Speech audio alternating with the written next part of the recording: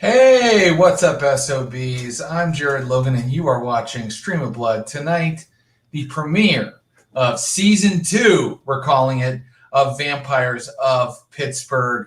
I hope you got a big eye full of that beautiful Will Pottsworth art. He did a new title card for us, which is just the coolest. It has Miles holding the katana. Look, if your Vampire the Masquerade game doesn't have vampires holding katana blades, think about what you're doing. You probably should add some katanas, some katana blades. It's a type of sword. What I said, I'm Jared Logan, and we have a new theme song for you as well. See? New season, new outlook, new production elements. Clinton Trucks, could you hop in for a second, my friend? It's me, Clinton Trucks. Hi, buddy. Hey. Clinton Trucks, my helpful secret storyteller who feeds me all my ideas. What's the name of our new music? It is from our original composer, Axel Kazis Taylor, and this is called Get Pink 2, Get Even Pinker. I love that a lot, actually. That's really nice. Axel Kazis Taylor, Will Pottsworth, thanks for making our stream cool. Check out their stuff online. I'll say it again at the end. Well, look, guys, I mean, so much game to get into, and it's a big new season, an incredible new status quo. We're going to set fire to Pittsburgh in a fun, fictional way, and I'm so excited you're all here to join us for it. Let me bring in your players. He plays the crusty dock worker turned vampire, a vampire who I feel like is really experimenting with the new power his immortal undead existence gives him. He's also one of the world's foremost improvisers, actors, and role players. Please welcome Mr. Thomas Middleditch. Oh, don't mind me. I'm just enjoying some Canadian treasures. Ruffles all with chips. Is that a real? I wish there were chips in here. It's a novelty bag. How did you get a giant bag of Ruffles? Ruffles, the brand Ruffles and I are fans of each other. This is all part of my campaign to be the face of Ruffles.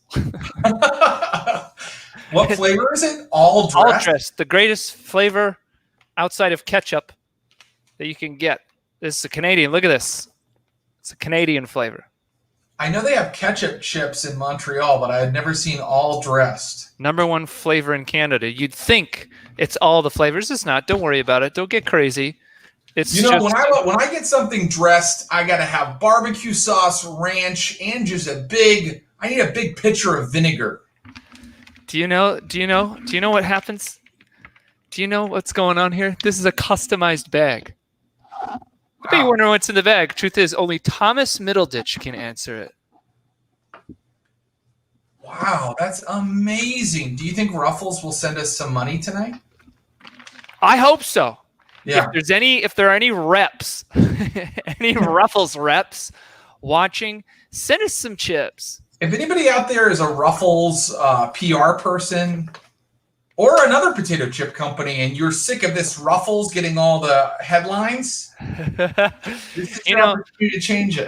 I believe my last session I was forcing some kind of antacid like Tums sponsorship.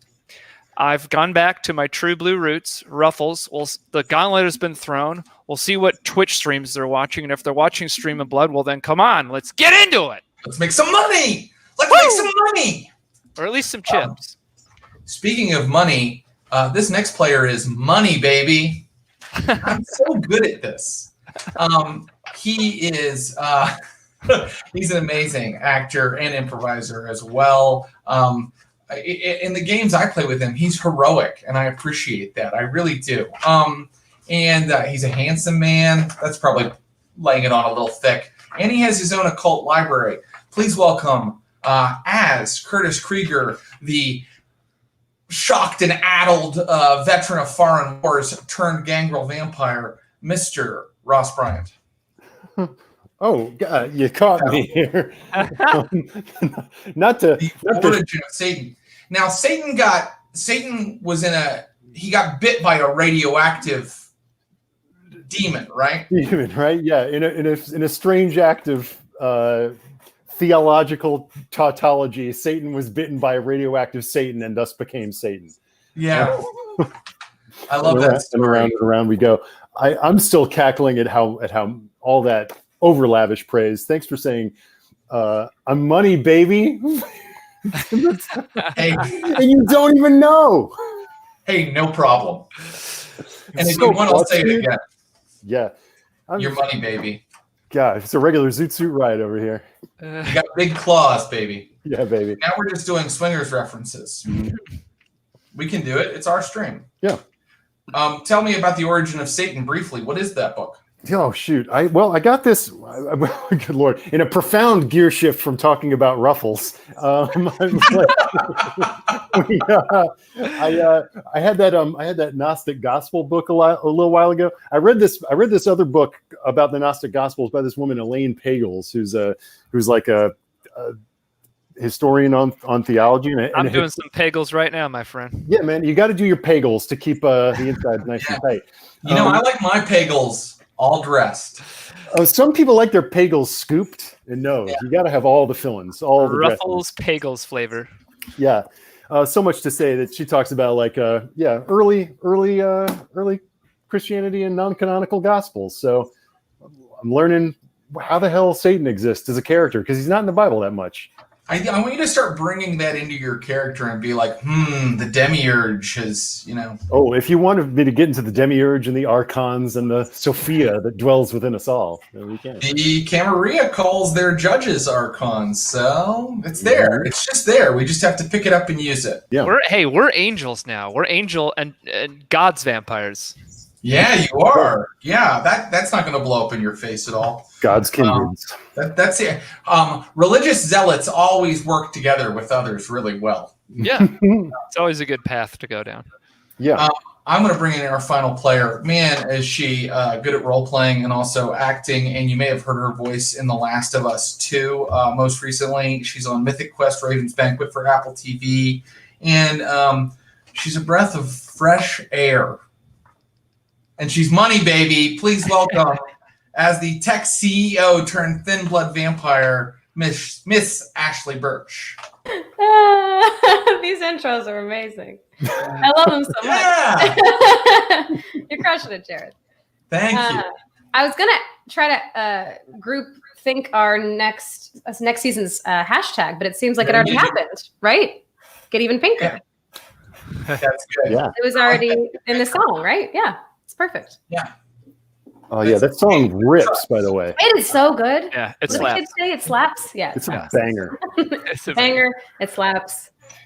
You can dab to it. What Yeah, else yeah. can you say? Guys, Oh god, we was playing. I was just over here. I'll be back in 2 minutes. During that time, just be like really entertaining and like don't make it be boring and make it awesome. And I'll just be back in 2 minutes when we fix my mic. So dab for 2 minutes. 2 minutes straight. Yeah, not even two. Not It's even. going to be back so quick. You won't even be able to. I'm going to be back so quick.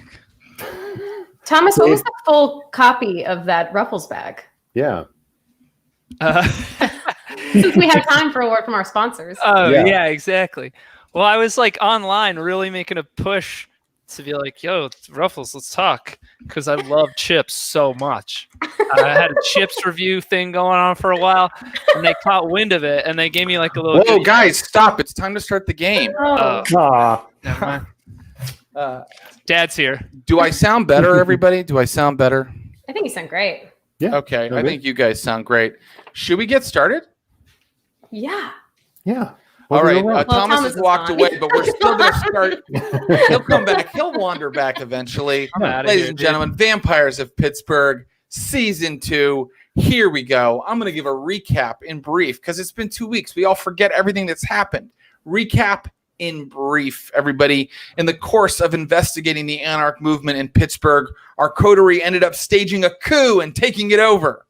No longer content to do as they're told by their Camarilla masters, they have unseated the Anarch leader Erasmus and taken over his dangerous, eclectic band of outcasts, which includes Mary, an elder vampire who controls a mysterious artifact, an urn that magically purifies blood transforming it into potent vitae.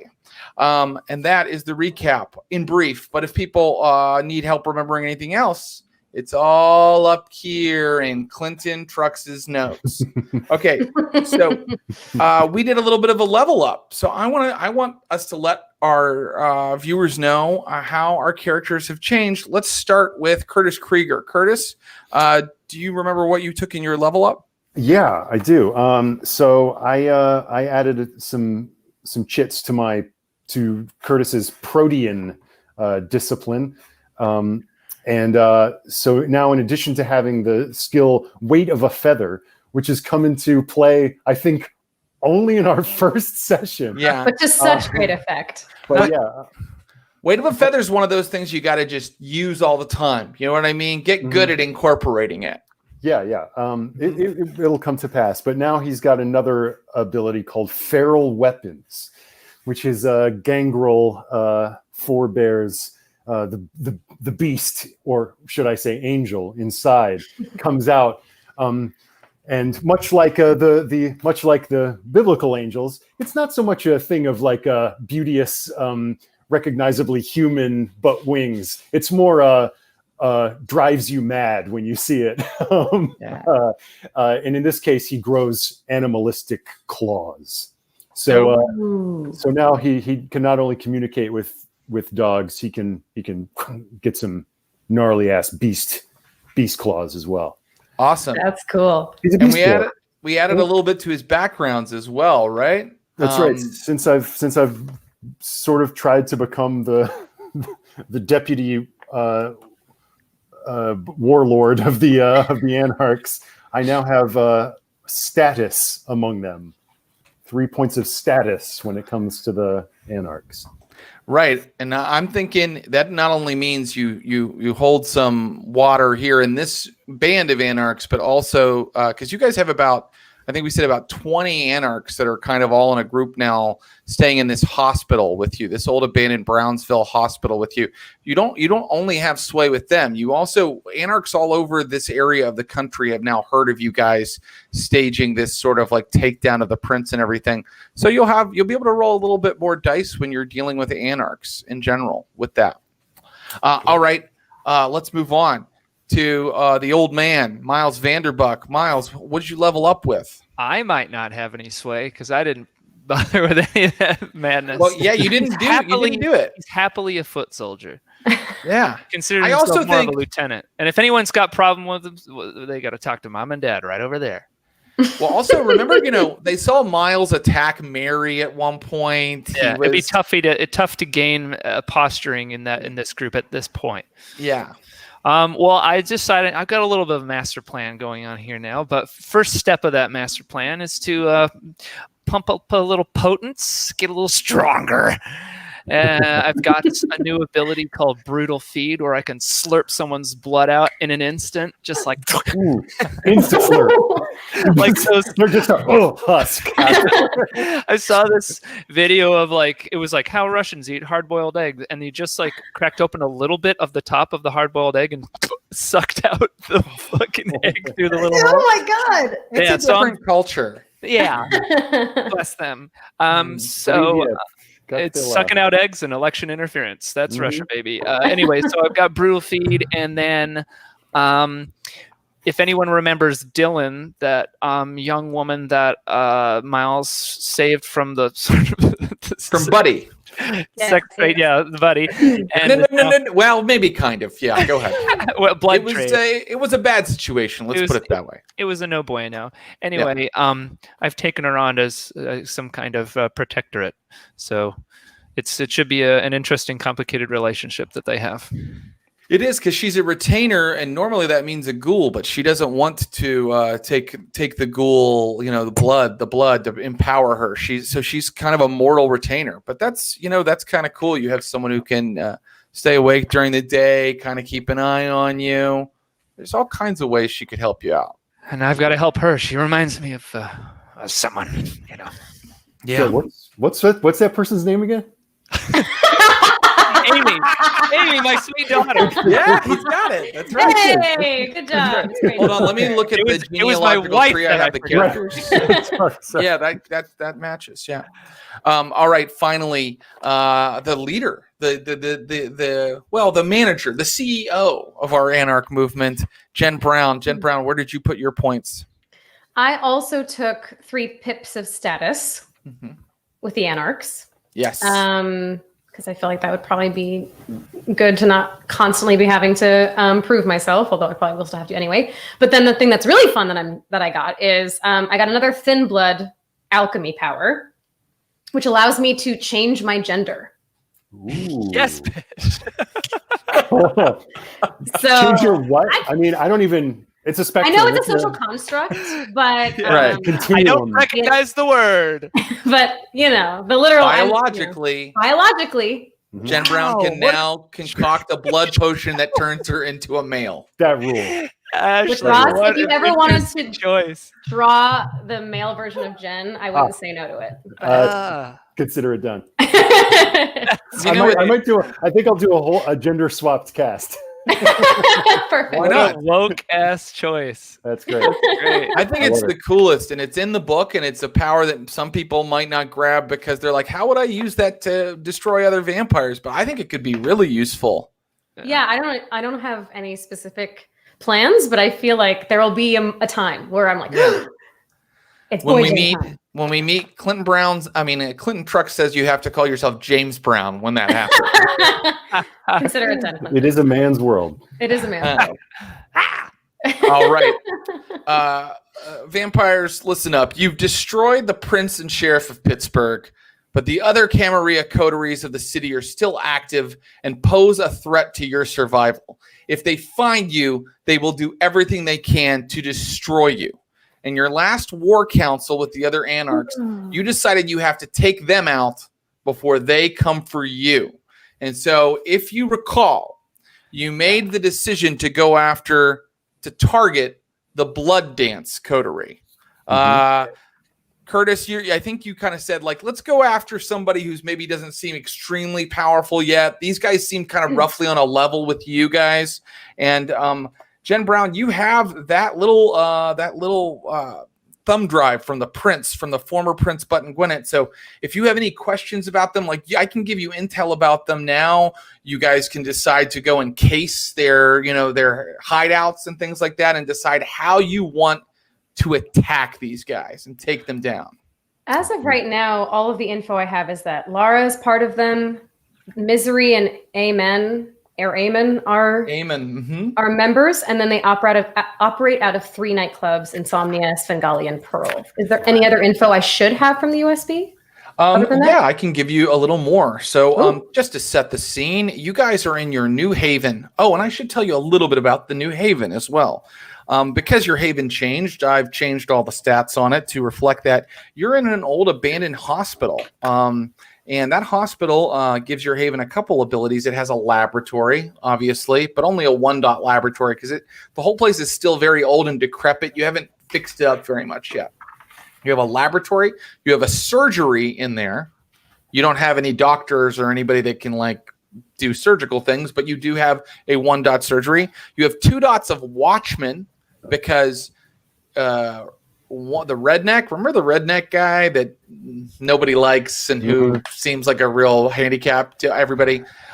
2 of his guys are ghouls. His 2 guys that are with him are ghouls. And then Dylan is a human. So you now have people that can watch you during the day. You have watchmen.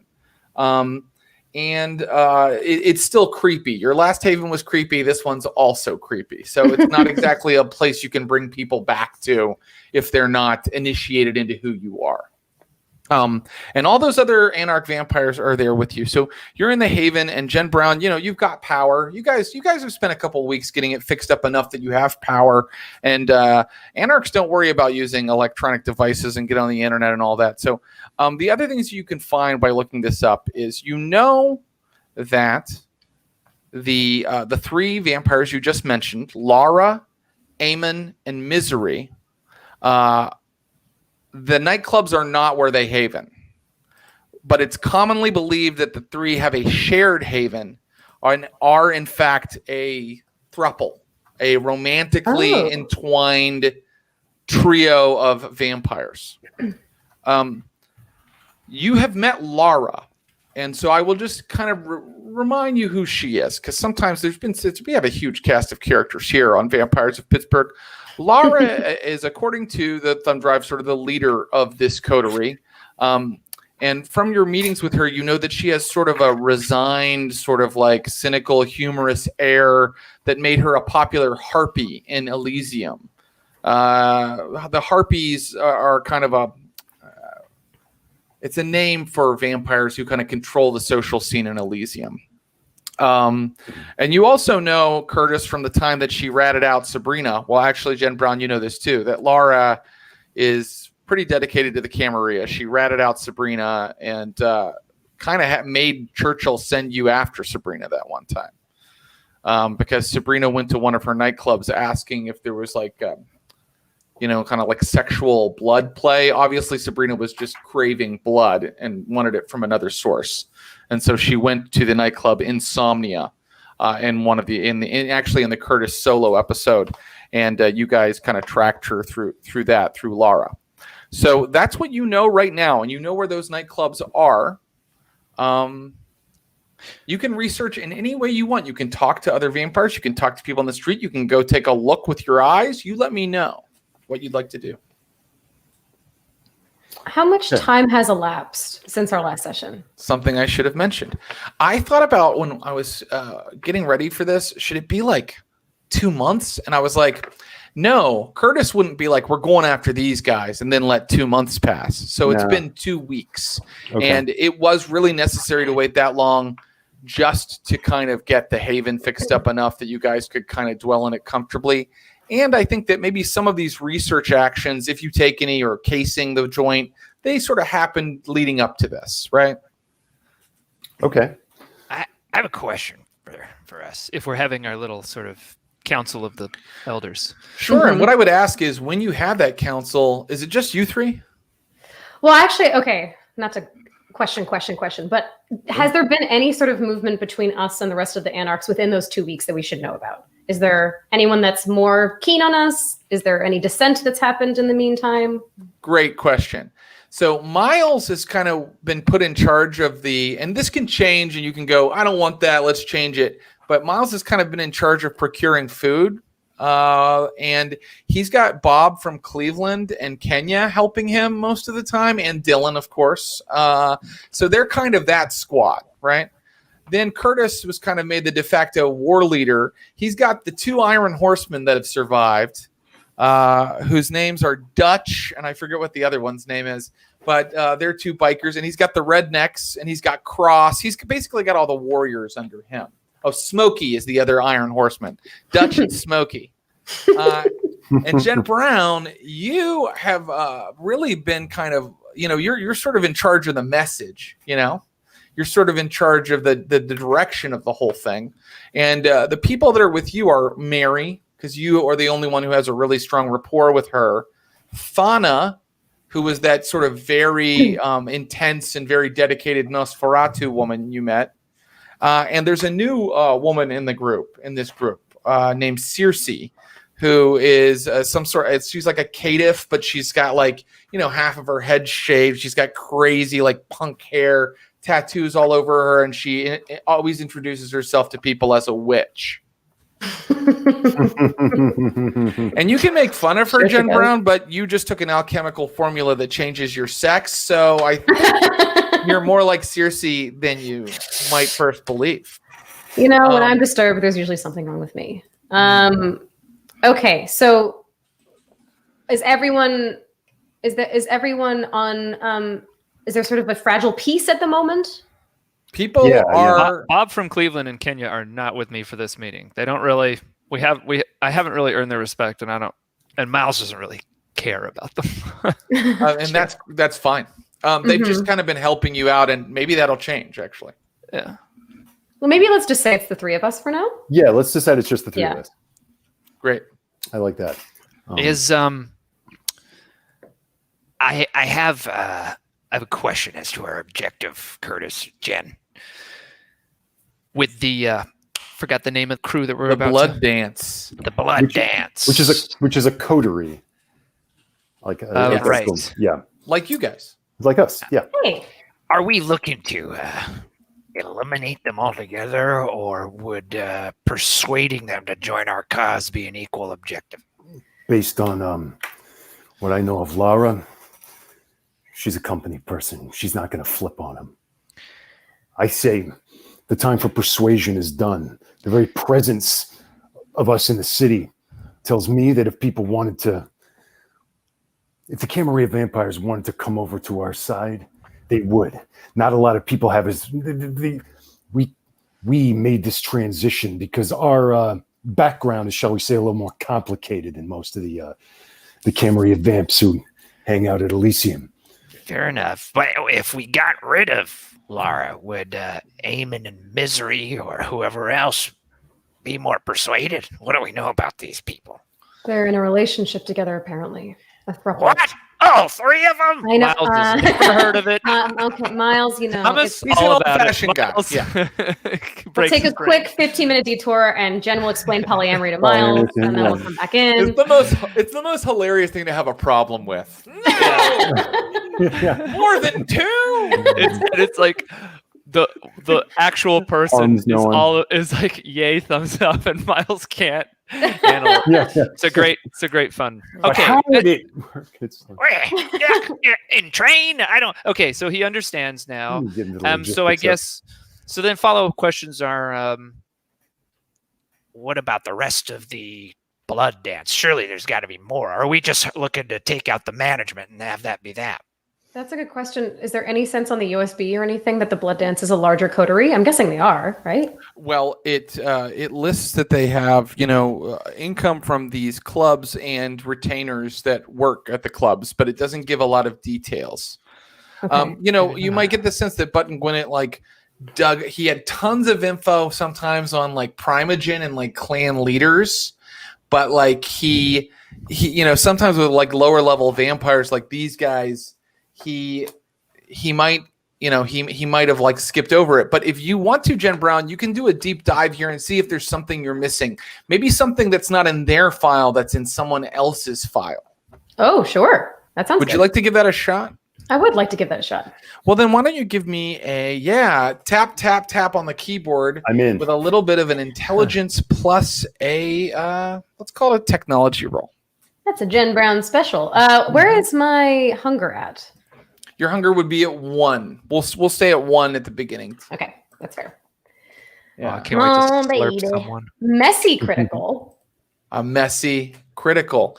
Okay, so How does that even work in this case? well, here's Actually, You type so hard. it's like the scene you ate Uh, the keyboard. Zoolander. Um, You're like, No, what you actually did, Jen Brown, is you have absorbed. You've spent many hours at coming into this meeting that you're having now. You've spent several days locked in one of the chambers of the hospital, absorbing the entire hard drive, and you're kind of I don't know, almost a conspiracy theorist now on the level and amount of knowledge that you have. But what you did find was that the blood dance was gifted these clubs as part of a deal that Button Gwinnett, the former prince, kind of struck. Basically, in 2010, there was a feud between the Toreador of Pittsburgh and the Nosferatu. And this is all under Vidya Saran's file. That's why you didn't see it in the blood dance. Who's that? Vidya Saran is the leader of the Toreador of Pittsburgh. You destroyed her haven last time, or your biker guys did. So they used to, Vidya Saran and the other Toreador used to control Pearl and Svengali, and they lost a lot of territory in the compromise. In other words, to kind of broker this feud and end it, Button Gwinnett was like, fuck you, Toreador, fuck you, Nosferatu. I'm giving all these clubs, instead of being part of your territory, they now belong to this coterie that I've kind of thrown together of younger vampires. And so they're loyal to me and not to their own clans. And these, a nightclub is an incredible hunting ground for vampires. So they were given a real boon. and the Toreador and the Nosferatu lost face because they had been feuding. So the prince created the blood dance. The prince created the blood dance, and he did make the coterie out of 2 Toreador, Lara and Misery, and a Nosferatu, who is Aemon. But he didn't like sire them, right? They weren't his children. He just found vampires who were promising and like kind of pulled them away from their clans and said, here, you guys control these nightclubs now. If our goal is to keep them off balance, to keep the Camarilla shaken and inward looking, then one way to go about the ideal way would be as if we could strike, harm the blood dance, wipe them out, but make it look like it was a power grab from Toreador or Nosferatu. Make it look like they were trying to reclaim their old territory. Set up a false flag feud among the clans. It would take their eyes off us. Is there anything in the USB that would be like a calling card of either of those clans? Any information that we have about the Toreador or the Nosferatu that, like, if we could frame them? Yeah, that's a really great question. Well, let's see. I mean, I said you absorbed all this thing and you got a messy critical. So I'm going to tell you all the information I'm going to give you all the answers you could have gotten. One other thing that you should know, and this doesn't answer your question, but I'm going to answer your question. The other thing you should know is that in 2010, the prince ordered Misery's siring. Misery was a blood doll to the head of the to a Toreador guy named Bannon Fox, and that guy went into torpor, and before he did, he had to make her into a vampire. Basically, she had been like his kind of blood slave for many years. And Button Gwynedd said, no, I'm taking out the leader of the Toreador, Bannon Fox, and I'm making him make his like slave into a vampire now, and I'm giving her power over this nightclub. So it was like a huge, rift in the community that he kind of tried to heal by doing that. So he was giving lower not even a vampire in this case, like a human pawn was turned into a vampire to sort of punish and make the Toreador lose face. So and that's Misery's backstory. Yeah. And that was because the Toreador and the Nosferatu were having infighting. Yeah, that's correct. Okay.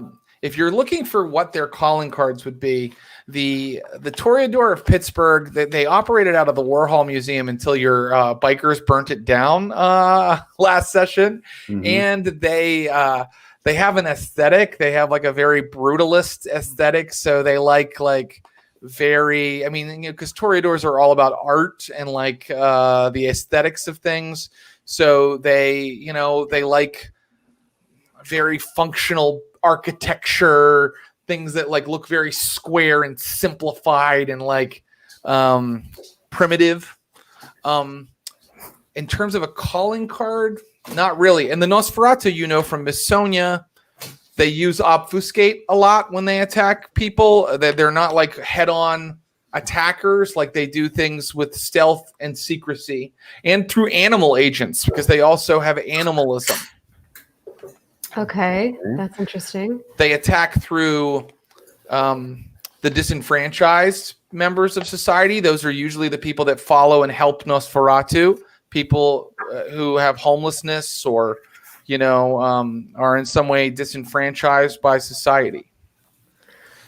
In the 2010 conflict between the Nosferatu and the Toreador, were the Nosferatu, were they in like an outward conflict, or were they using those same sort of sneaky tactics? It started with sneaky tactics, and then it got really kind of big at one point, and it started to endanger the Masquerade, right? So it started with over the course of many years, because these kind of vampire conflicts, this one actually spanned since the 80s. It was almost like the Troubles, right?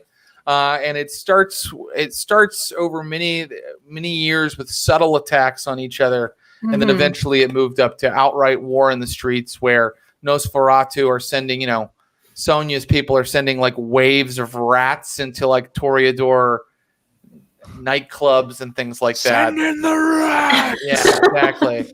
And it started to endanger the Masquerade. This is okay. So this is her questions. Re my powers, but Feral Whispers allows me to command not just Ruby, but Feral Whispers.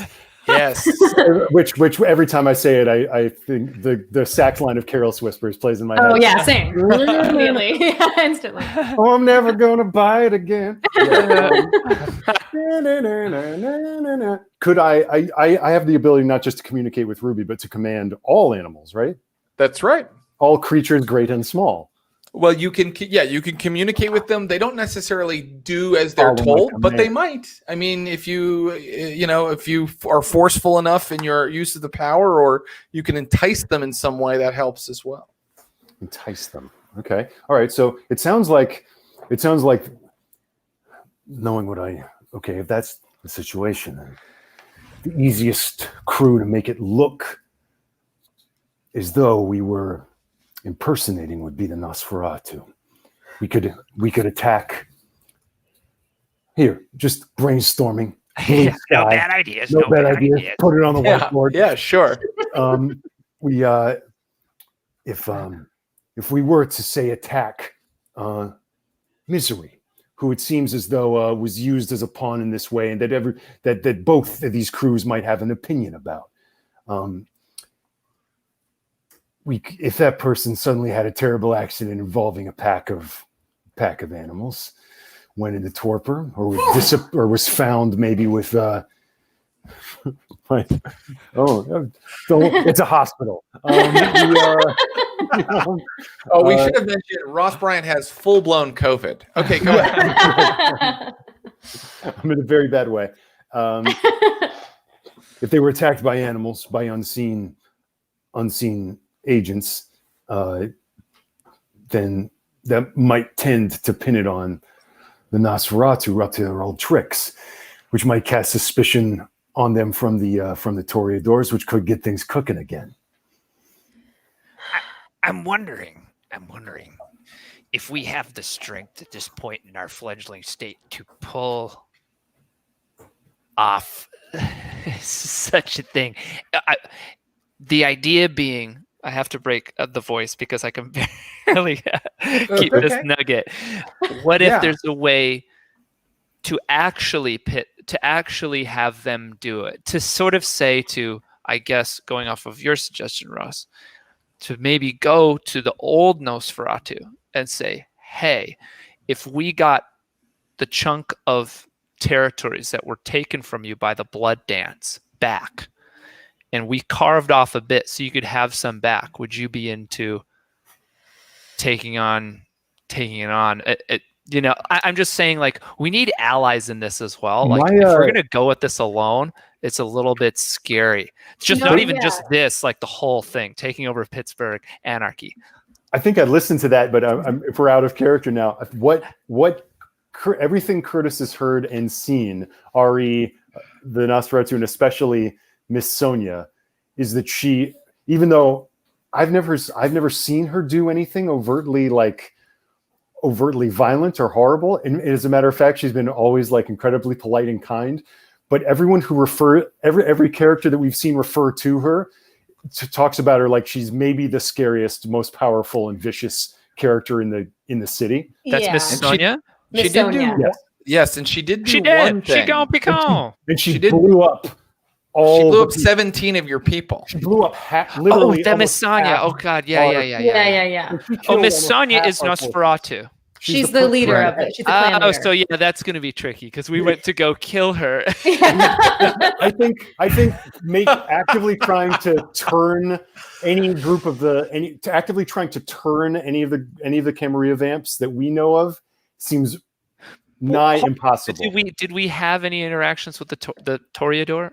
Not that I know of. Almost none. Almost none. Which is why when I bring them up, you guys are like, "Who again?" Totally understandable. Because when you were saying that, Miles, I was thinking, I wonder if there is a way, and it wouldn't be one of the three of us, but I wonder if there is a way to seed something, or even when you said they're brutalist, I'm guessing in their aesthetic, right? It's not like they're not aggressive and kind of fly off the handle, are they? Or well, they got into a war with the Nosferatu for years. I mean, Are they similar to Bruja in a sense then, or a bit different? yeah, except that they really uphold the Masquerade generally, and they like to do things with a great elegance and style, if that makes sense. They see themselves as sort of above humanity in some ways. What I'm rattling off now is not necessarily on the thumb drive. It's sort of the vibe you got from Toreador and Lara. You know, you did meet her a couple times in Elysium. When you initially met Adelaide Ross, she was kind of part of that gaggle that was kind of laughing at you. Mhm. Like, there's definitely a hierarchical thing with the Toreador of Pittsburgh, at least. They see themselves as above, better. Let me ping pong back to Miss Sonia for a second. because she got us, right? Mhm. Yeah. So that's a way to say, like, that could be a way to be like, hey, you got us. Do you still have a connection to, she was your partner, right? Jen Brown, right? Well, she's Gould now. Sabrina? No, but like she took you under her wing. Yeah, when you I were was part of her the thing. adopted child, Right. basically. Yeah. So I'm just saying, like, she may not have to want to be an anarch. It depends if her desire to either rule the coterie and maybe she sees this as a way in, or, you know what I'm saying? Like, our allies don't necessarily have to buy into the fact that we're all fucking angel vampires. Our allies just have to want something that we can give them. Yes, I guess to me, and maybe it's just me, but Miss Sonia is like the big bad to me. To me, she is She's going the to new be Adelaide? the one to. To me, too. yes, like Really? Yes. yeah, she's. Is that what Jared's laying down? I don't feel that. You know what? I'm not going to comment. I think these are interesting plans. I think if Curtis's response to this is like, I think you would have that conversation at your peril. Oh yeah, she'd smile. She'd tell you that she'd help. She'd tell you that she'd take everything that you offered her with a smile and that she'd be there to help you out. And then the second that you walked into this situation, but fucking, there'd be a rat chewing out your neck and a bomb strapped to your head. Curtis, that's every interaction with every one of these vampires. Name me one vampire other than the two others that are in this room that won't do that. She's different, Miles. Bob walks in and then goes, "Oh, you guys are. Oh, okay. Yeah. Bob, goddammit, I told you when I'd be done." I just named you one vampire. Who Yes, isn't Miles. like that? Sorry. Oh, well. Hey, the shitter's broke. Hey, see ya. I'll get on that. So yeah, do the terrible sidebar that just made me think. Do vampires excrete? Wow. It took 22 episodes to get to that question. Yeah. Vampires Really in it. do Do they not. have to? Vampires do not excrete. However, if a vampire wanted to excrete, they would need to use the blush of life to get brown. Oh no. Sorry about Or that, yellow, everybody. as the case may be. Sorry, Bloodshed. it wasn't. All right. Okay. Glad I asked. All right. Yeah. Congealed. God. Okay. Ooh. Jellos. Well, no, I mean, you make a good point. I mean, the thing that they would be excreting, I'm really going to go here. I think this go is an for it. interesting topic. We've What already. what they would be excreting would be either blood, because it's the only thing they take in, Mhm. or possibly the remnants of stuff that was left inside of them when they were embraced, because Dead matter. they no longer go through biological processes like digestion. The blood goes in and it powers them in a sorcerous way, and they burn it off when they use their powers. They don't So really So vampires digest. might blood cleanse. literally be full of shit. We might all just be walking around with full colons. Yeah, except John Wayne style. thin bloods, they don't always follow those rules. So, Yeah. Do I have to poop? Does You Jen know have what? to poop? Let's not even. We don't have to. As we learned Roll. from the angel lives within us, and as we learned from the Gnostic gospel I quoted a few weeks ago, Jesus never pooped. Yeah, I'll put it this way: it's none Right. of my business whether Jen Brown poops. Yeah. So not everybody. ...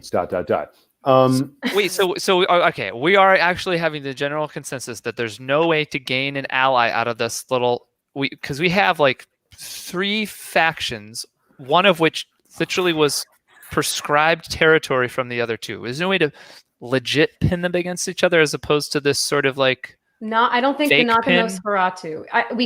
We did just blow up the Toreador's haven, so they're not too keen on us either. But I think if that was a tack we wanted to take, too many enemies. We made a lot of enemies. Can I call for a roll? Yeah. Miles, you're thinking very politically. Miles, if you make a wits plus politics roll and you get 2 successes, I will give you a direction. You don't have to use it, but you'll have an idea. Great. Miles will have one. It's very difficult to get 2 successes for me, but we'll give it a shot. 1. Okay. Then in that case, I'm going to just. It's okay. We can go with the.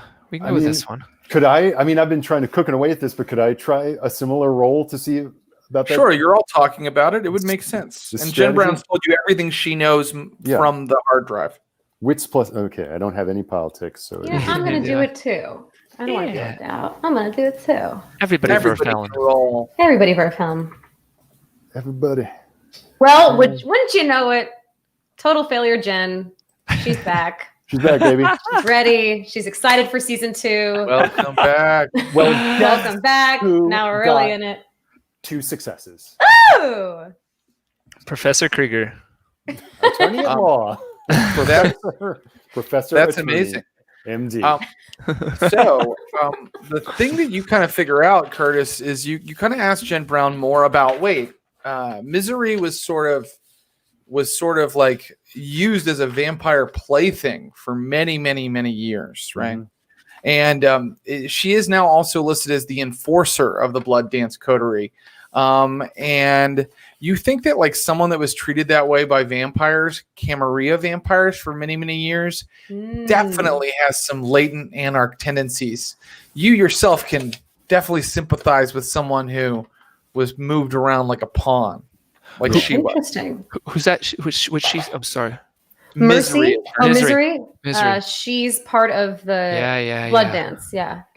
Interesting. Do we have a sense of which members of the Blood Dance go to which or operate which nightclubs? Yes, is it like one per each? Okay. Yeah, they move around a little bit, but it's and you're also you've talked to some of the other anarchs who have a little bit of knowledge, enough to know that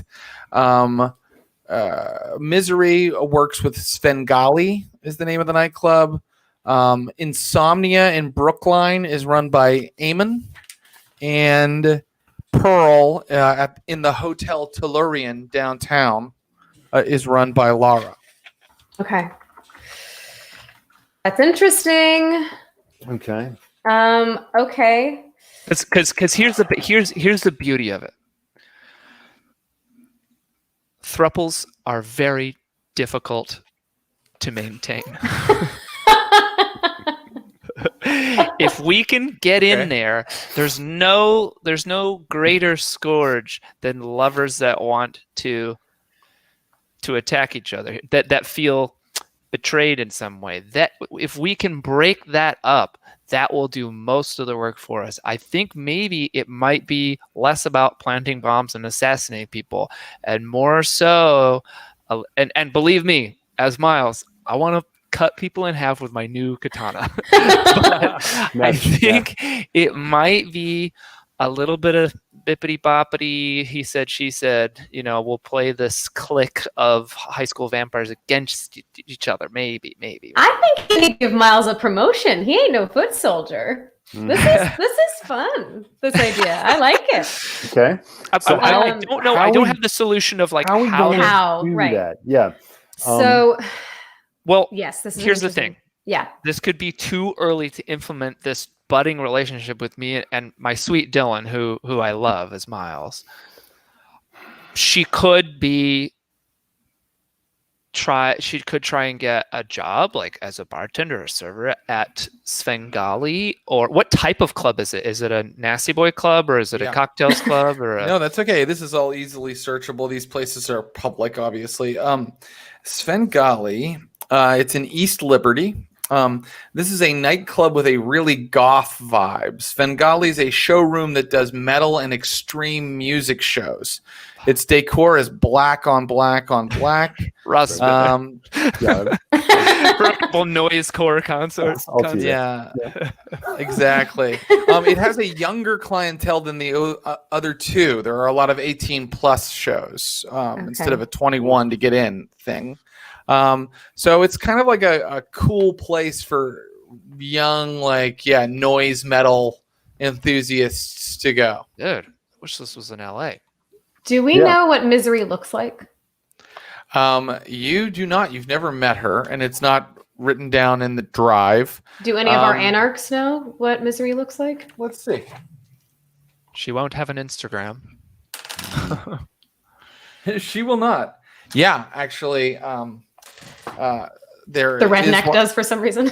Well, actually, not him, but Smokey, one of the bikers. Yeah, he's like, I tried poaching in there one time. Not a good idea. She keeps a real close eye on everything. Tall black woman, wears all leather. I think she likes pain. All right. Okay, Smokey. That is right, Smokey.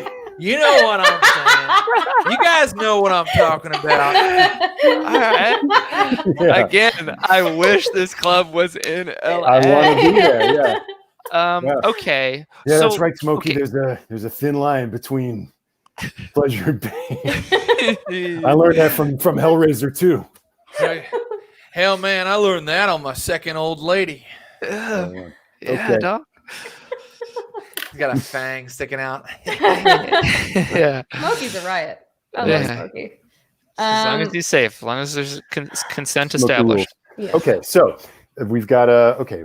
So that I didn't have necessarily the connect. I don't know if Dylan could. I don't know if putting her there in harm's way is even a good idea. I'm just sort of thinking, what's the best way to establish contact? If Right. because if you the don't want to goal have is her just go in there and be to- like, hey, do you want to broker a deal with the new anarchs? Then No, she no, could no. be killed, right? And that's my sweet baby girl. Yeah, it's an interesting suggestion, because also if we can get the other thing about this too is Mary, because every time we just massacre someone, Mary's going to get more pissed at me because Yeah, she's in she the know, redemption game. Yeah. She So wants to redeem her. she wants people to be redeemed. So the more that we can, and Misery was former Toreador, is that right? Mm-hmm. She's Toreador right now. Mm-hmm. She's Toreador right now, But part of Yeah. the blood dance. but part of the Blood Dance mini clan. Right. Okay. She's not with the main Toreador. She's in her own thing that controls the nightclubs. Like- but yes, like how she we are. is. Like how we Yes, are, right? exactly. Yeah.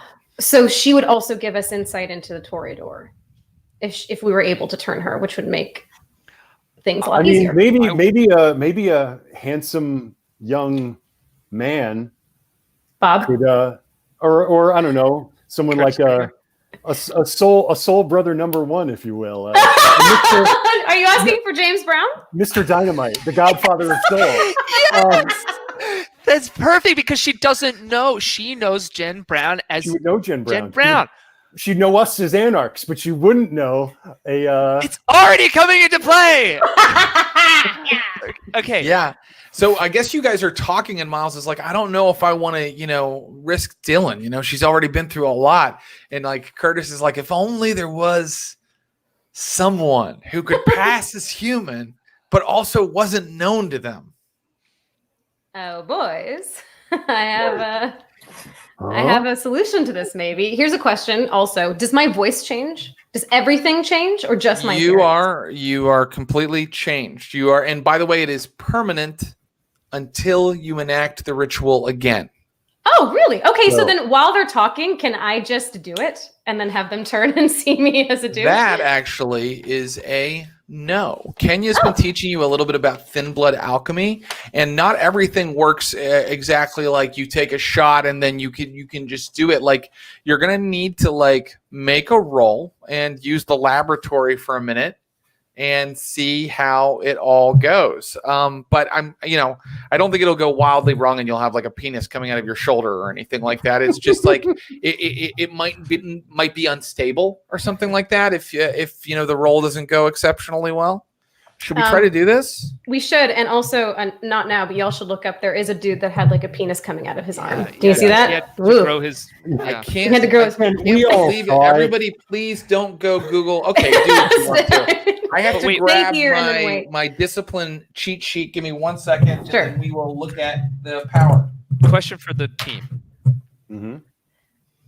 Assuming Jen's rolls go swimmingly and she comes back the burliest dude you've ever seen with a 10-inch hog, right where it should be. Right where it should be.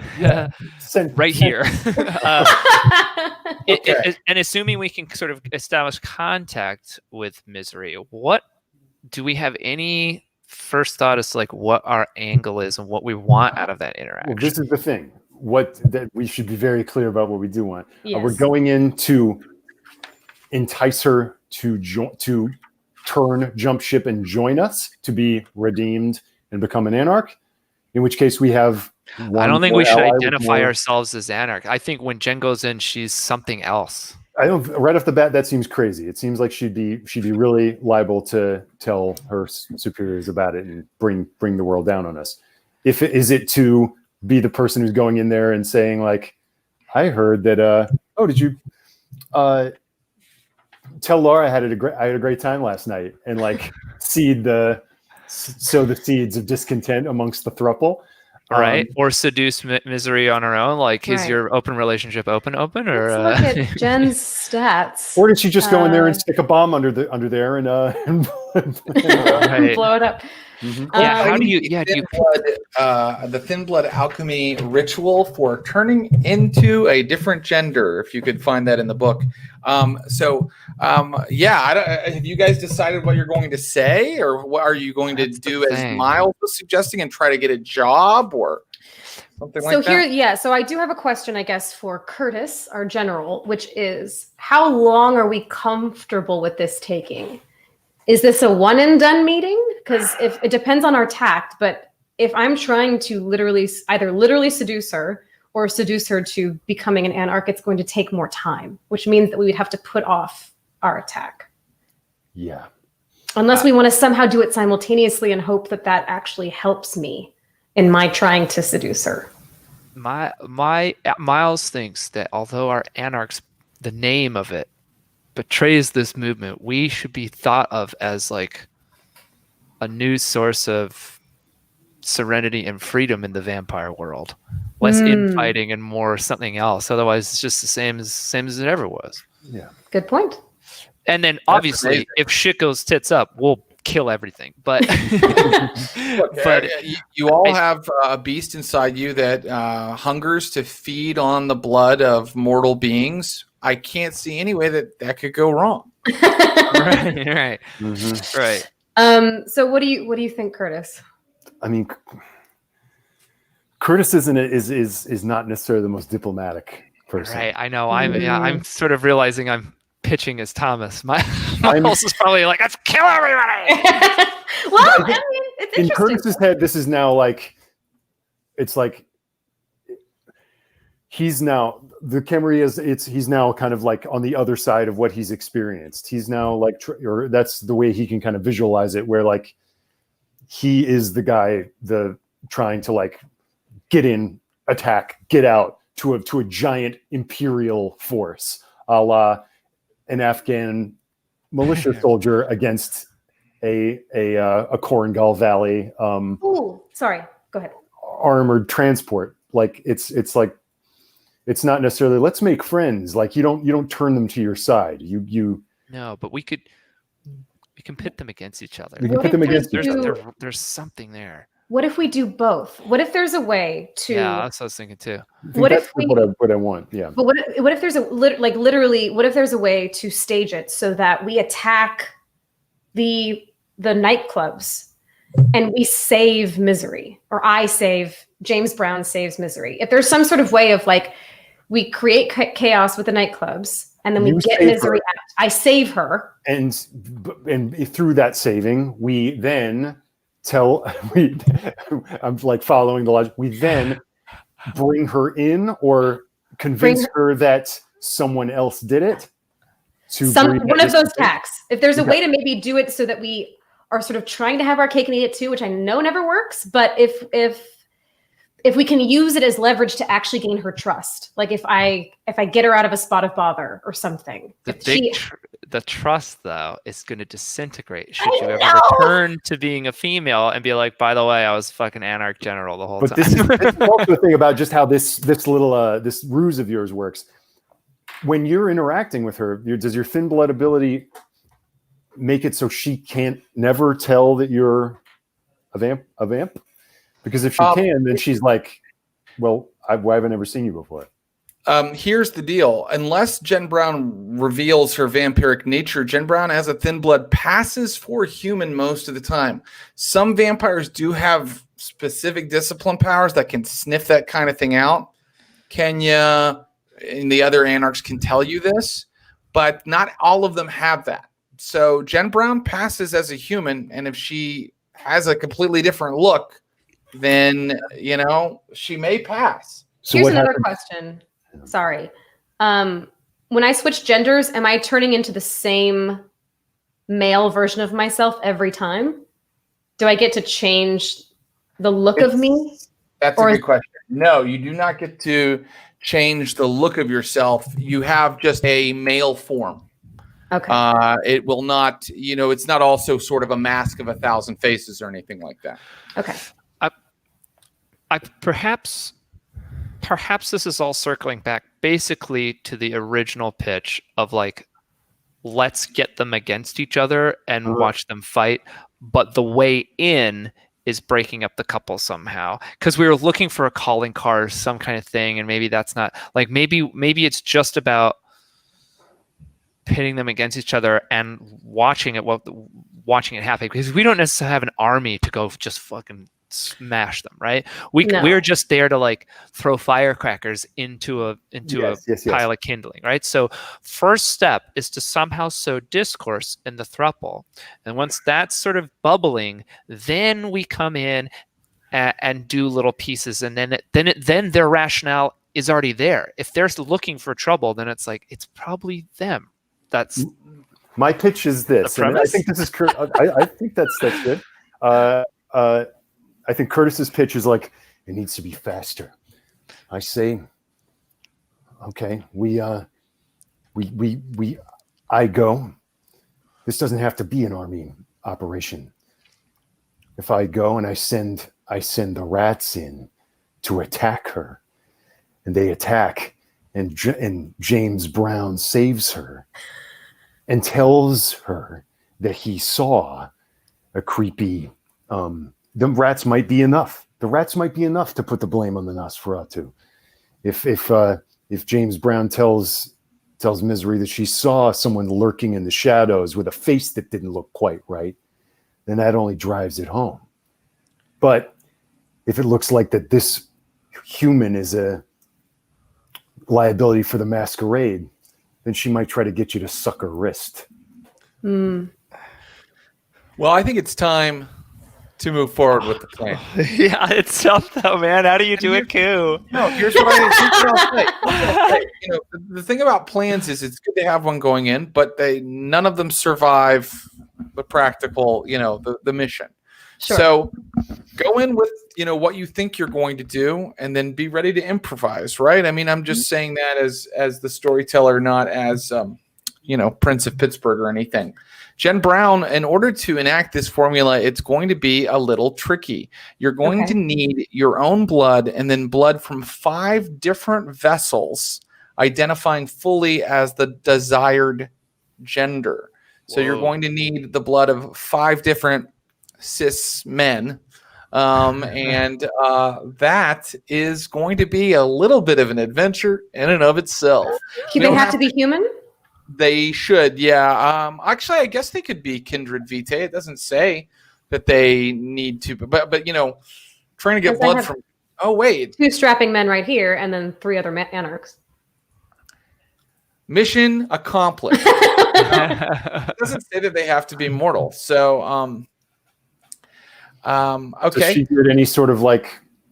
Does she feel any sort of way about us after drinking our Vitae? Yeah. Look, so much of this ritual, now that I'm looking up every word of the rules, is making me go,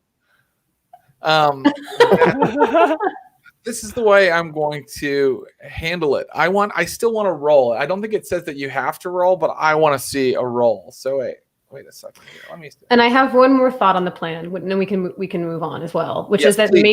maybe we reverse, maybe we hit them and then go in afterward with James Brown. Well, there is some chaos that's already been sown. Mm-hmm. They're What is probably James Brown to them at that point? Well, if we're trying to do the thing of getting the thruple to disentangle, if we destabilize them with an attack, and then I can go in and try to sort of woo misery away from them, which would further destabilize the thruple. I don't know that we're going to kill them all with with our attack on the bars, is what I mean. So I'm wondering if the attack does a little bit of the destabilizing for us, or puts them in a weird spot. How would they not just assume that it's us? If Like, we what are do you what going to we're saying, say? then- Like, you're going to go in and be like, "Hey, I heard that attack was that." No, I mean, it would be a long game thing, is my thought. Like Yeah. it would be like a longer term, so that we can get something going now. We attack them, but then I could potentially go in after, when they're already sort of rocky, And we and can maybe attack take a little them bit in a more way. time. We can attack them in a way that casts suspicion on the Nosferatu clan by attacking them using Nosferatu tactics. It's a shock to hear from Miles, but Miles he'll do whatever you guys want, but I just think there's another option before fighting right now. But I'll do what you want. What would you do, Miles?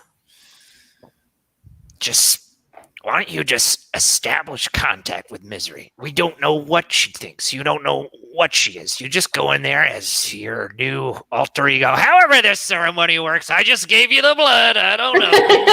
And You haven't given her the blood yet, but go ahead. Sorry. and just I don't know. See after a conversation as to what maybe she wants. See if she might be. Okay, And if she wants anything or she's upset with anything, then we feed on that. We prey on it. Right now, we know nothing. feed, pray, Kill. yeah. Okay. All right, Miles. Look, I get what you're going. I don't want to. If there's a way to do this more subtly, I get it. But we gotta work fast. It's already been 2 weeks since our initial attack. We get one night then.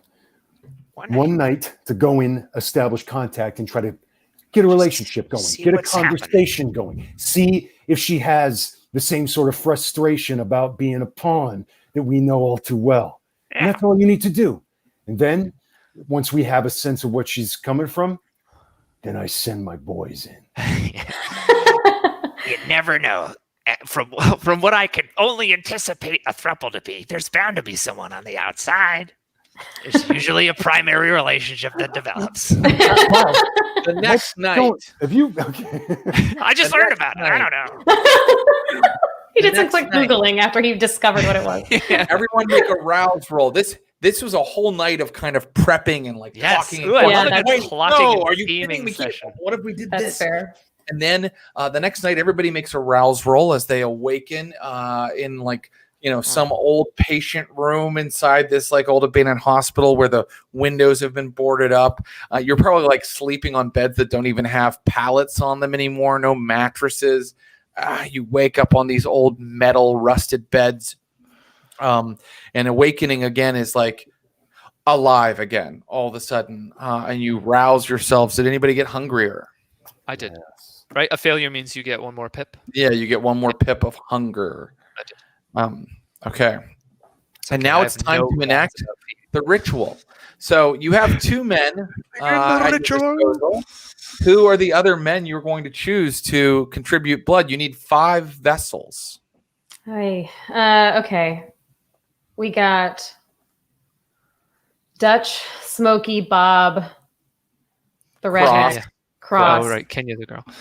Erasmus is locked in like a freezer somewhere. He's got no Who's choice. the cutest? And just in case that matters, and I'm trying to woo a gal, who's the cutest? Yeah. he's a Well, fucking hottie. Cross has a smoking bod. Like he's all muscle in the right places. Right? None of the This is others. not how I thought this first episode back was going to go, by the way. I mean, we talked about the vampires poop. Then we asked who's the hottest anarch, and now we're turning Jen Brown into a man. Line up, gentlemen. Show your dong. This is what happens when women get power. Is that they're all, You're going So, dong yeah, patrol. and then I'm dong And patrol. there's the redneck This is whose what name the is feminists Rhodes. want. Incidentally, his name is Rhodes, and he has two ghouls who are his brothers, Willie Boy and Brian. Yeah, I mean, those are kind of your choices. There's ostensibly a couple other anarchs kind of floating out there to fill the numbers, but gosh, let's use people we know, huh? I mean, like Sure. you've identified these candidates. All right. Well, I'll go. It'll be Miles, Curtis, Cross, and are the redneck? Is there like a sort of Matthew McConaughey vibe to any of them? Are we getting any hunky vibes from any of the rest of the anarchs? Never worked out or ate a salad. Sure. Bob from Cleveland's like, I'm not doing anything today. He's got more of a like, how did I get into this kind of. Yeah, sure. Oh boy.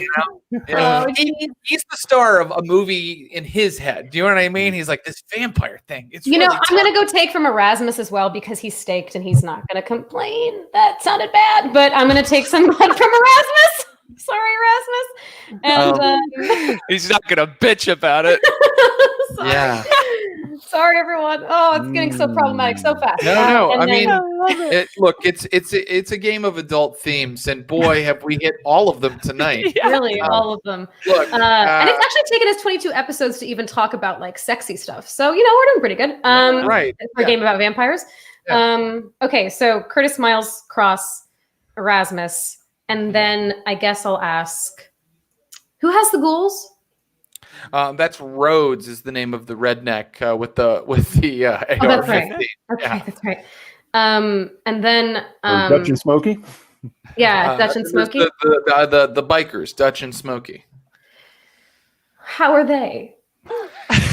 They're you know what? They How like are you. they, And Jay? they're- They like me?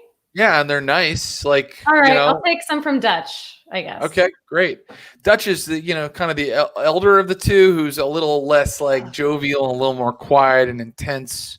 So soon, you gather in the laboratory of this, Weird yeah. episode of The Bachelorette or something. I love it. Yeah.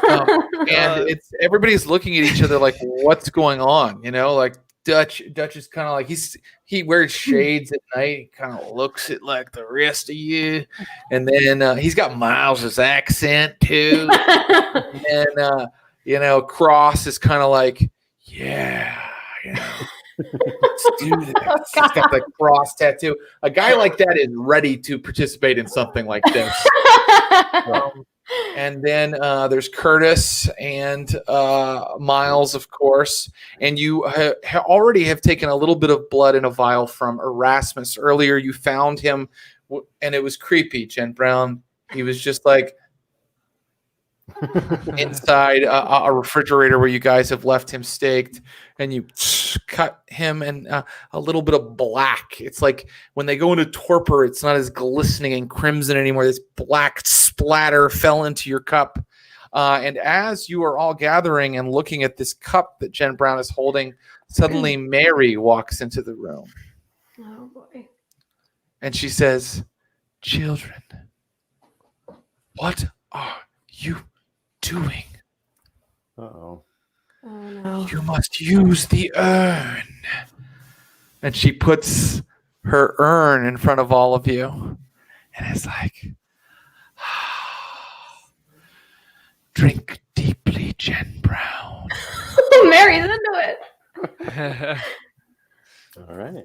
Okay, great. Well, as long as she's not stopping me, I guess I will do that.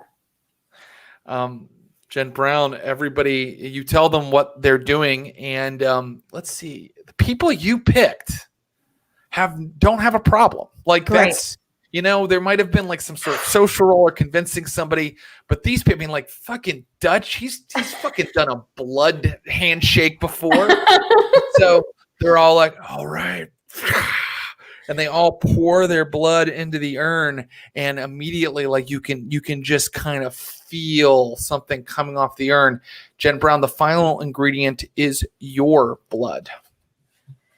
Okay. Gulp. I know that I started this game being afraid of blood. I wonder if there has enough time passed, because I don't want to look weak in front of especially this assembly of men. So has enough time passed, or do I need to make a roll to not like flinch or something? Just like go for it, or... What do you think would be the coolest result here? You brought it up, and it almost makes me think that you want to get past it, right? You want to get past that fear of blood that you had at the beginning of the game. Yes, and I do think I haven't really been role-playing it as much as I probably should have, but... No problem. Roll your willpower. And I got one back, didn't I? You should. And I'll tell you what. I'll let you tell me what happens based on your successes. Okay, so I'm at 4 willpower. Is that right? That sounds right. Just getting one. Okay. What's your resolve and your composure? My resolve. Where is my resolve? My resolve is 2, and my composure is 1. Okay. So I had a pretty high willpower. You should be at full. That would mean I think it's 5. Yeah. 5? Yeah. If you should be at full, because we started a new season. You've had time to build up your confidence again. Okay, great. Here I go. I got 1 success. Ben Brown, I will let you narrate what you think 1 success earns you, and I'm not asking you to be like, but tell me, how she does it. I think it probably, I have a knife with me, and it probably takes me a little bit longer than, like, I haven't exactly gone for it yet, and maybe they're looking at each other like, what's going to happen? And then before anyone says anything, I slice and I drip. Okay. I take a look. When that happens, like, I mean, there's now actually a visual like change. Like all of a sudden, this like kind of smoke comes up out of the urn, and there's definitely an energy in the air, and the smell of blood is so strong, that metallic kind of smell. Male. Jen Brown. Male. It's time to drink. Are you ready? I'm ready. Go for it. Okay, she lifts up the urn and she drinks. Okay, great. Let's see, boy. Okay. Yeah, describe this one, Jared. Roll. You want a what? A stamina roll. Stamina. Okay.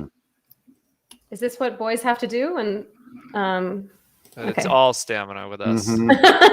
My stamina is not very good. Just stamina?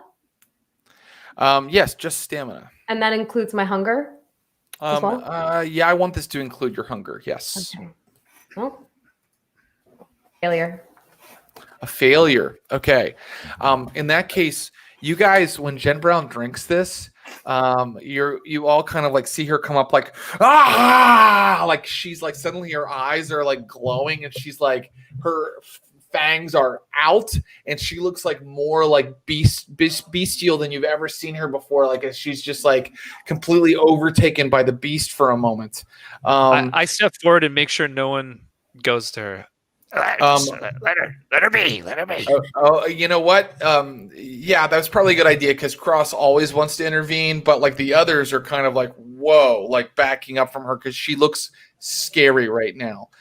Jen Brown, I think that you need to roll your humanity. Oh.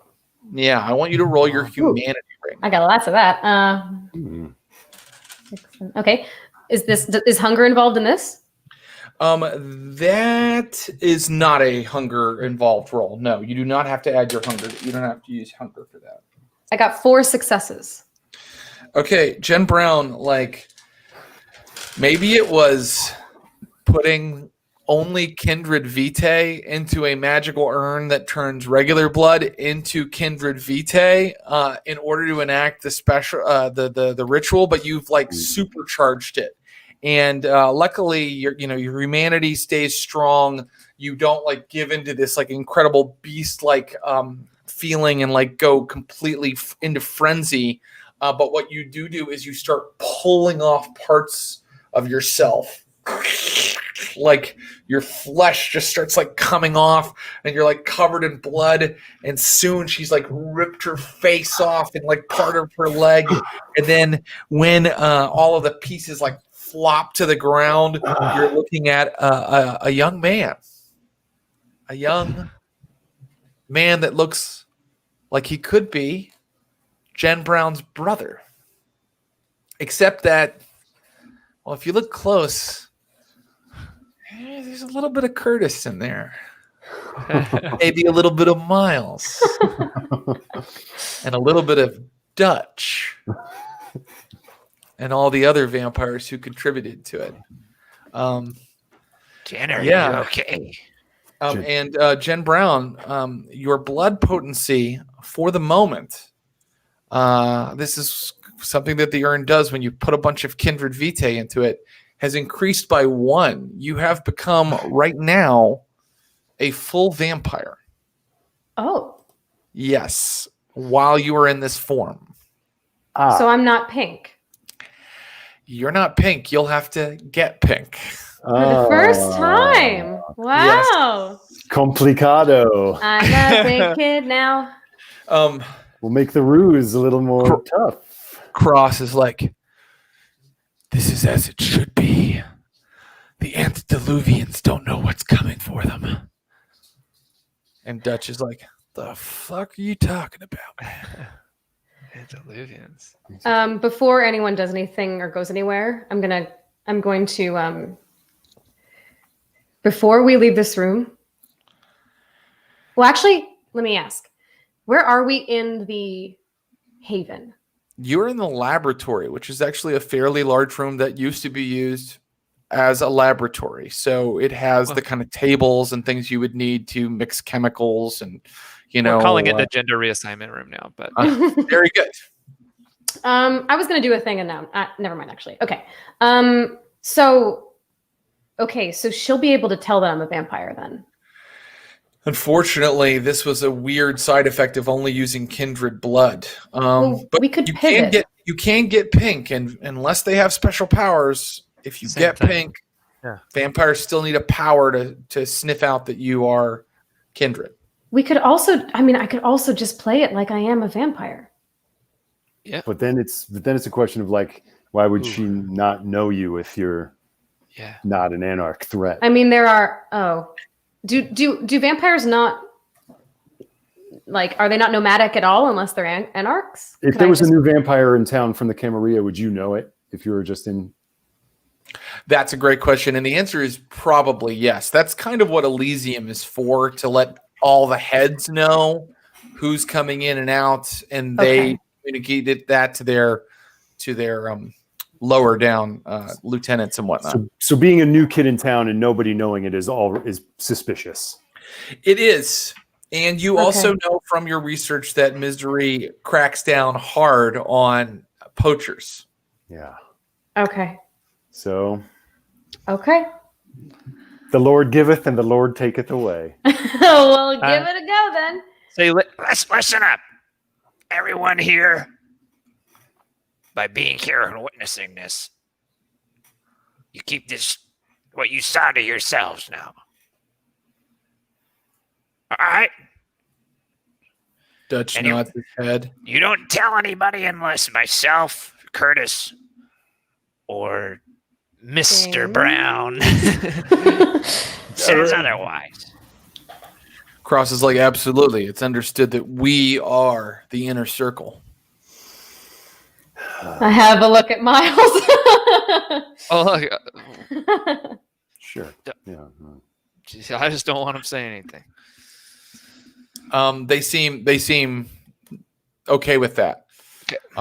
And so now there are many nights left in the evening. You prepared this and you got it done. So You drag yourself out of the laboratory. You were covered in blood, and you realize you need one more thing. Everybody was polite enough not to mention it. You need pants. So I'm sure there were some clothes set aside for you. And James Brown, is James Brown ready to go on the town? Oh yeah. What are other James Brown songs besides "It's a Man's World"? I got to bring these up. Get on up. You just got to get on. I got to get on up. Yeah, you're going to stay on the scene. All right. So soon you are in East Liberty, and you are standing outside of Svengali. Actually, let's say that Miles and Curtis go with, right? And I was actually going to say outside. Because tech is not banned anymore. Well, you're wanted folk, especially you, Miles. Oh, right. So I wonder if we could do a thing where, like, there is a little bit of like I've got a wire on type of thing, and you guys can hear me because we're allowed to have tech now. We're anarchs, baby. Jen Brown, Master of Tech. It's not so much a issue of can you could. It's an issue of are you able to scrounge the stuff together, or did Jen Brown already have that kind of stuff on her? I don't think any of the other anarchs would. So it's also one more thing to conceal in a situation where you're concealing a lot. I would say I'd rather trust you for it. How about we come with, or I go with and stay outside in the shadows. And there's a signal, like you've got to come out at a certain time, or give me a signal at a certain time. And if that signal doesn't come, then I come in guns blazing to get you out.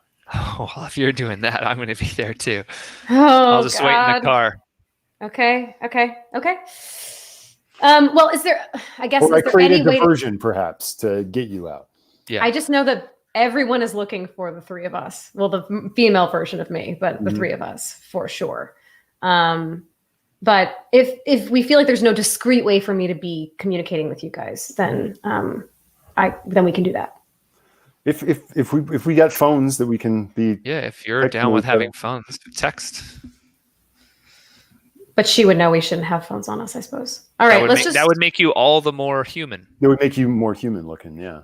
Oh right, of course. But Miles is going to need a cricket because he can't see. Yeah, it's the Nokia flip phone. Yeah. Okay.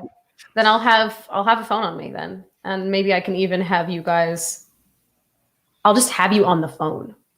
Like it'll just be on in my pocket. Okay. Yeah, sure. And you can text us too. And I mean, we probably won't be able to hear much if it's a loud industrial rock club. That's right. Okay. I'll text you then. Yeah. Okay. So but you'll be on standby nearby, I'm guessing. Yeah, I'll be waiting in the car with a katana.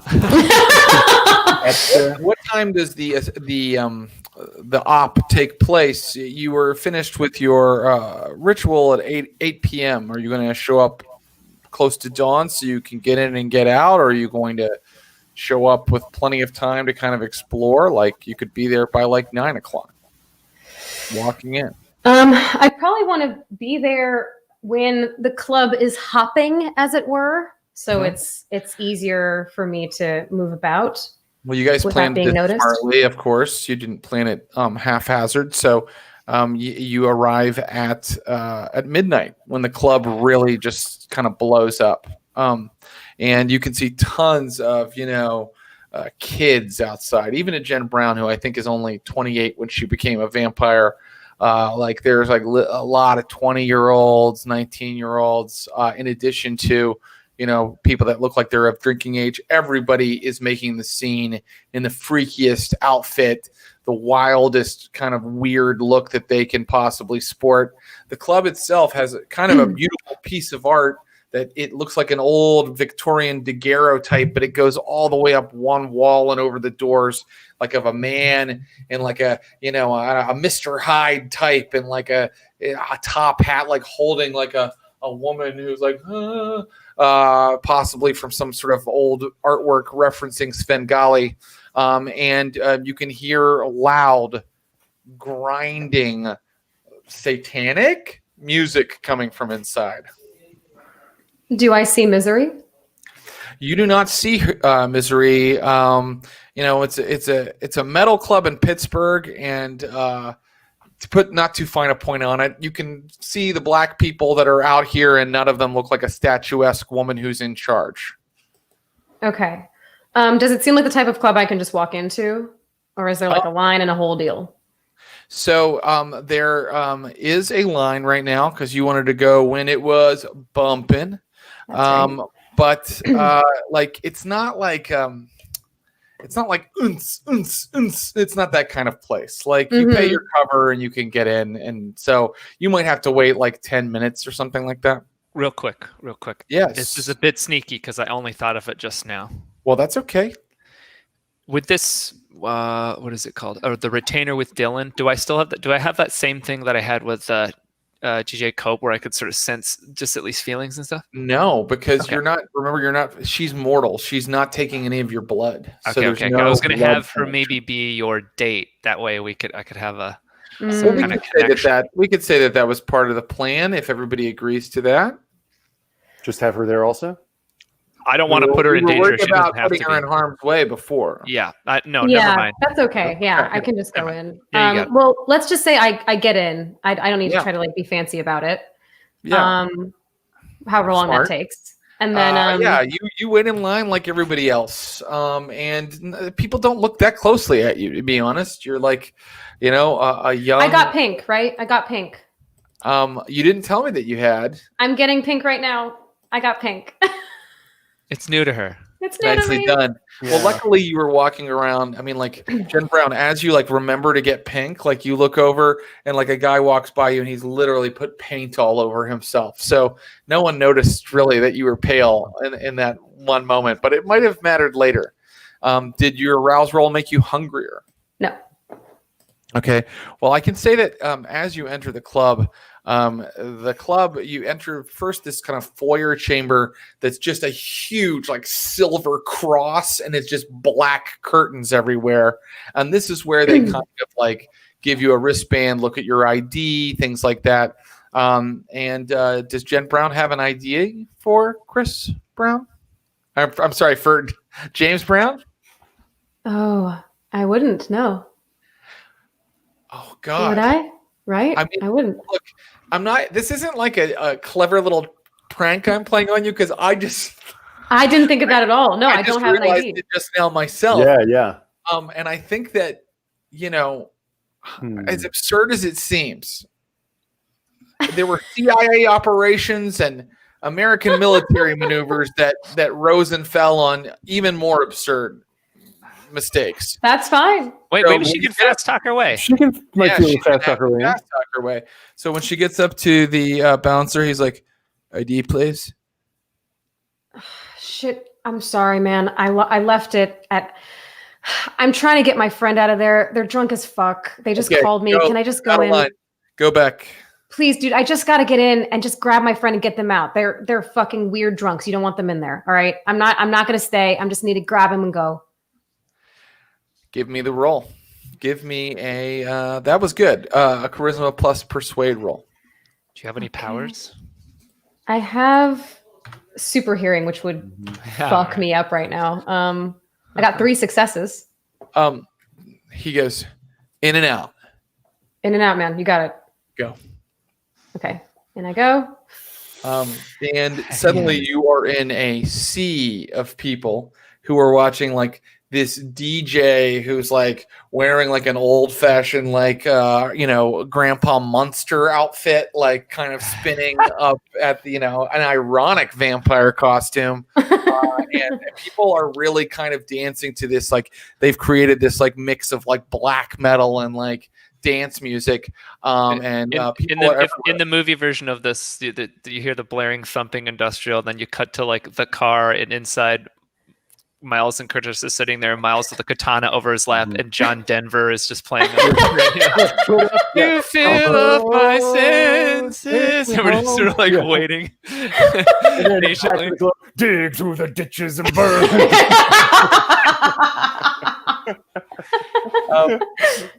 So the first thing I want to let you know, Ken Brown, is that you suddenly realize, while Miles and Curtis rock out the folk music, you suddenly realize that it's different to be a full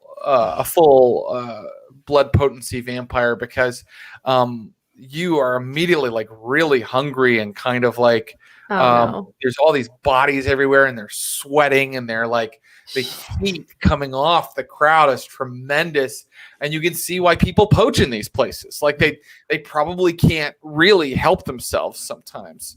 And so I want another willpower roll from you. Fuck. Oh, I haven't had to be a full boy forever. Yeah. It's so hard. Okay, 5. Okay. 2 successes. Okay, that's enough to keep your shit together. But yeah, and you've also gotten pink, so now you're sweating, and like maybe you're like, what's this again? Oh yeah, okay.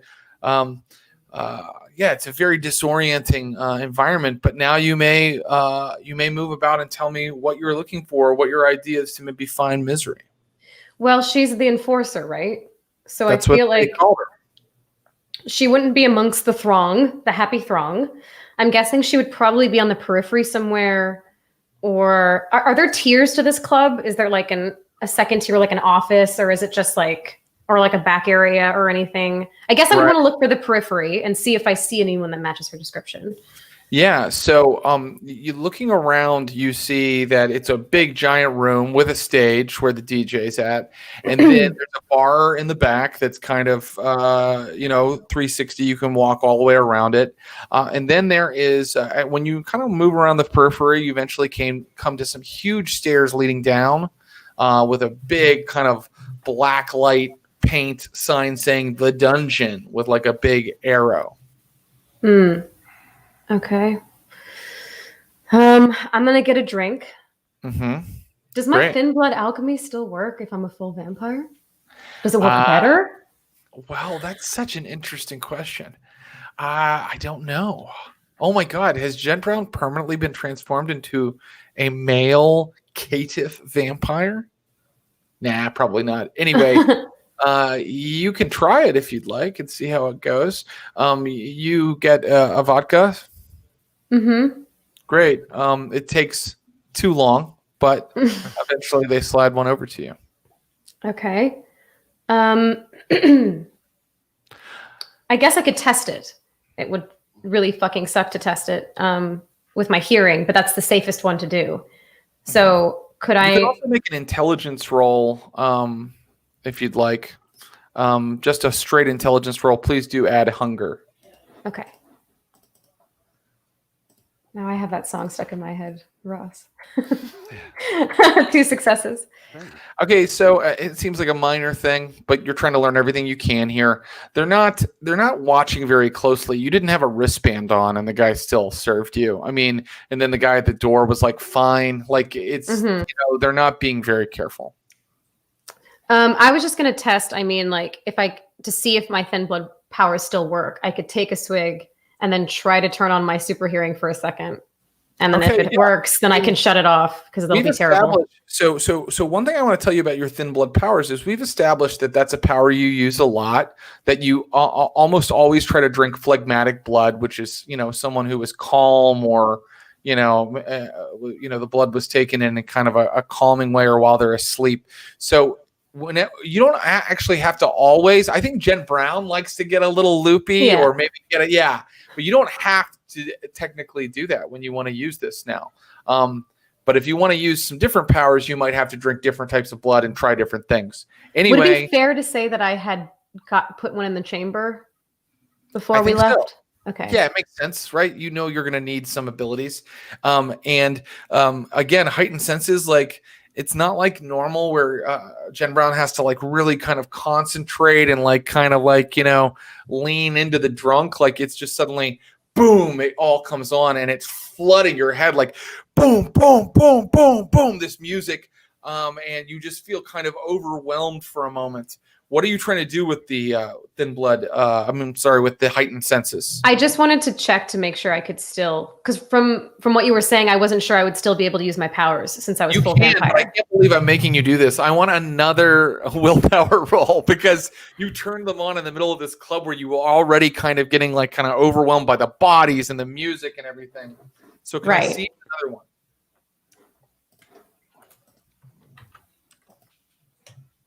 Success. Great. You sway for a second, and then you have control of yourself, and everything goes crystal sharp. You're able to edit out the things that you don't want to hear or see and zoom in on the things that you do. So let me know if you want to use this power in some way. It will last the scene. Okay. I'm going to head down I'm going to get another, I didn't use all the vodka, I'm guessing. So I'm going to take my vodka. I'm going to head down to the dungeon, and I'm going to listen to hear if I can hear conversations happening down there. Great. That's great. In fact, you can hear conversations that people normally wouldn't be able to over the din of the music. And down here in the dungeon, you see that there's kind of like this sort of show going on. It's a series of rooms, but there's one large room they all come off of. And in this large room, there's kind of like a drag show, although it also seems like there are women on stage in drag. And they're kind of walking around in these like outrageous, drag race style outfits and like swinging swords and enacting like weird, like, Tim Burton sex fantasy, play acting, theatrical performance. Jared, what is the address of this place? Sounds awesome. And you hear someone go, "That's her. That's Misery." Do I know where that came from? Yeah, you can pinpoint the conversation going on like across the room there. And do I see where they're looking? They're looking at the stage, but they're looking over into the wings. Do I see Misery or someone that Are might you look walking like Misery? over to the people that were having the conversation? Well, do I have advantage like, where Hi, can I be your friend? But like, Right. do you want to just kind of saunter over there? Yeah, I want to try to get advantage on what they're seeing. Yeah, so once you go over there, you get a different angle on the stage, and you can see a beautiful, tall, very kind of statuesque and frankly imposing black woman in a dominatrix outfit that is all white. And she's kind of like watching the performances from the darkness, but your heightened senses just sort of, make her kind of stand out. And you can kind of see her there kind of keeping an eye on the performance. Can I make my way, not like beeline to her, but can I like kind of, is there like a table near her or like a place I could lean that isn't like directly next to her, but I'm like, I could still be in her eye line maybe? Yeah, except that these people are sitting at it. Do you want to get rid of them? Do you want to just kind of hover behind them? Like literally, this is the best table to be like the closest to her and like looking right at her. What is James? What's your outfit? You got cargo shorts on? Have you dressed appropriate? I know. What am I wearing? What have you done? You found in an abandoned hospital. Fanny pack. Given to you by a rando biker. Yeah, neon pink flat brim hat. I mean, Titleist polo. what was Curtis wearing? I think canonically we haven't really talked about how often these guys change clothes. We haven't, no. We just got to two. Some vampires do it as much as humans do. Some do it more if they're like the Toreador type, and then some, like some Nosferatu, never change clothes. So it runs the gamut. Some people do treat themselves like I am a dead body that walks, and I don't really need to like have different outfits. If you wanted to raid Curtis's wardrobe, I think he's probably got like maybe 2 pairs of black Wrangler jeans and like a couple of like Kmart like Henley shirts, those ones that are like they're like t-shirts, but they've got like the 3 or 4 buttons at the top, and that's it. And okay, and maybe like an army jacket. So that's what you're wearing. Are you wearing Curtis's clothes? I think I probably would have done Curtis's pants. There's probably a way to make the army jacket look like a cool statement instead of a literal army jacket. Well, the makers could have given you one of their leather vests or something. Yeah, and then maybe I would have done actually, if I could still fit into one of Jen's, a more effeminate shirt, but with that stuff. So I'm like trying to look kind of cool. Okay. Yeah, so you've got a woman's shirt, a leather vest, and Curtis's pants on, and no leather vest. No leather vest. No leather vest. Just army jacket and the pants, I think. I think that's really interesting. I think that you can do 2 things for me right now. You can tell me what you're. Let's start with. How are you gonna get your perched to watch her? Are you going to move these people away? Are you going to go? Well, I guess else? I was wondering if there was a way to get closer to her, because I'm guessing like they're here and she's here, right? They're kind of looking at her caddy corner because you can only see her in the wings if you're kind of like diagonally, out in the audience, like kind of at a good caddy corner angle. Does that make sense? So it's not possible to physically get to her, really. The closest. Oh, she's up. She's up onto the stage and in the back. Oh, she's on. I'm sorry, I got confused. She's in the wings of the stage. Yeah, she's like up on the proscenium and back into the wings. But you see doors. You see a lot of doors going off this room. Do you want to go find the backstage? I feel like she wouldn't warm to that too much. I think I'm going to. Here's the second thing I was going to have you do.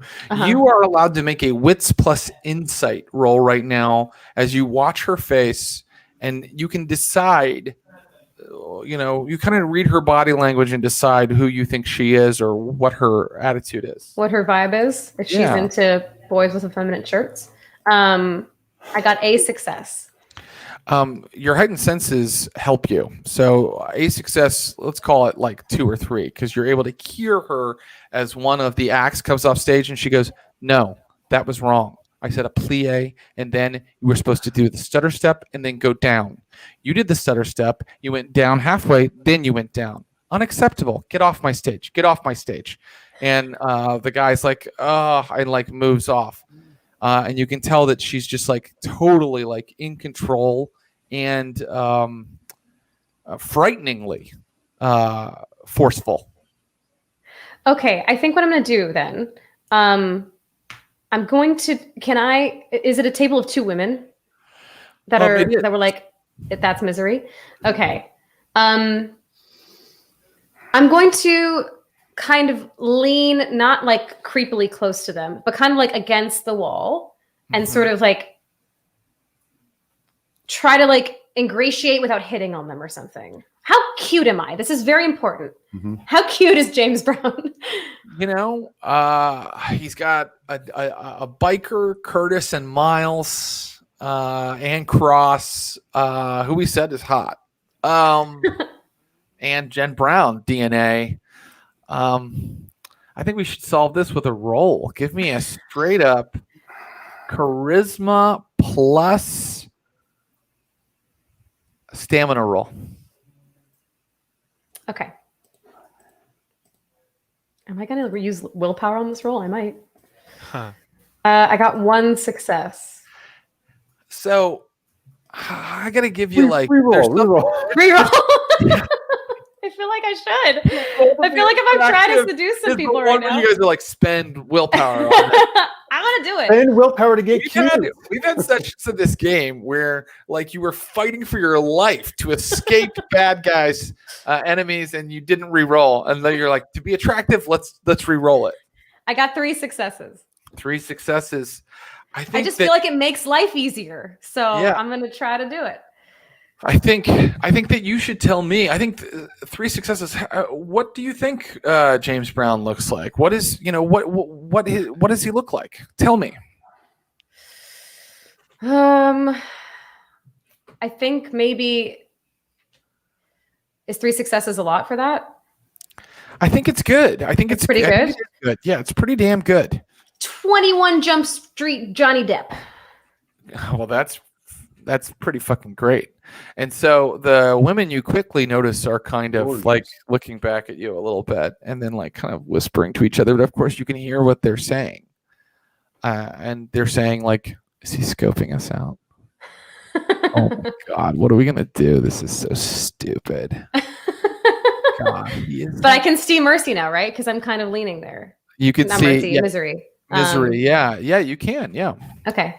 All right. Then I don't even have to interact with them. Okay, great. I just didn't want them to like shoo me away or something.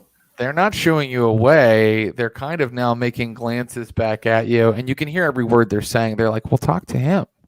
No, he has to talk to me." Fuck, this is so stupid. I just want to enjoy a drag show. Well, don't look at me like so. Hell yeah, hell yeah! I think that's great. Yeah. So tell me, what's your next move? I mean, like you're watching Misery. Are you waiting for for you to catch her eye? I'm waiting for the show to finish, so then I could maybe go backstage and act like a fan and kind of butter her up a little.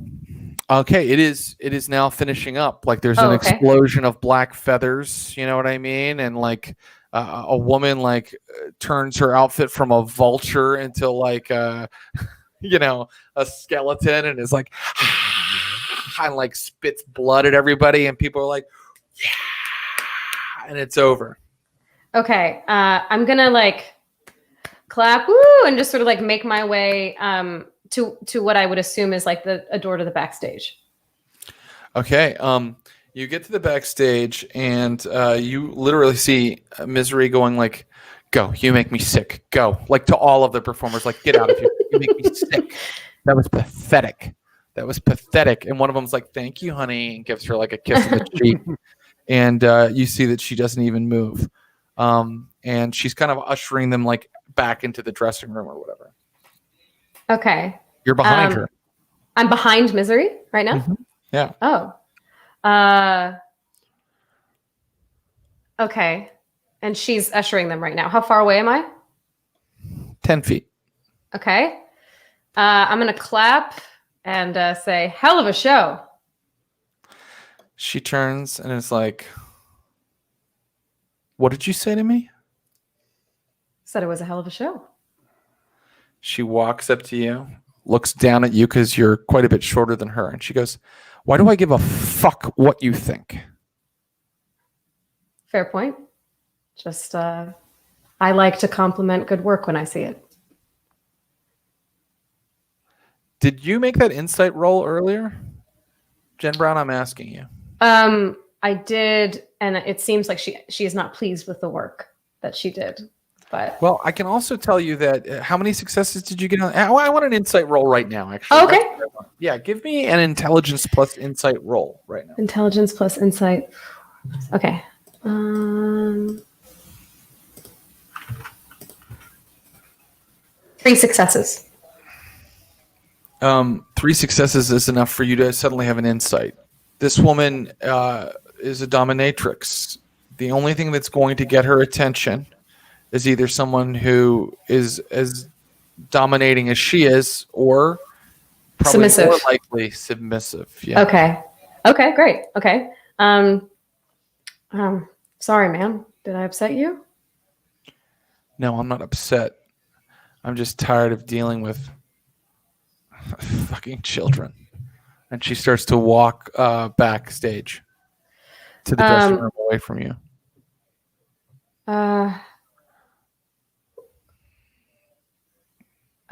Shit. Okay. I'm just gonna go. Wait, and I'm gonna walk after her.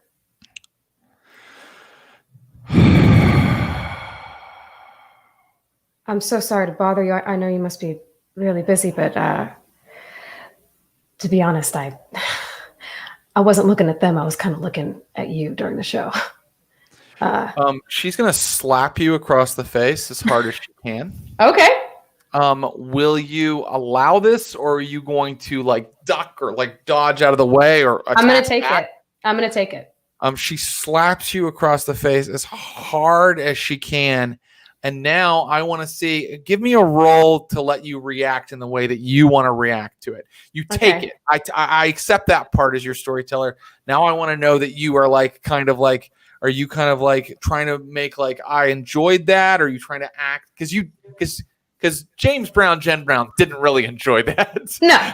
She's on a mission. Yeah. But are you able to act? I think it should be a composure plus manipulation roll. That's it. Composure plus manipulation. Where is manipulation? Oh, okay.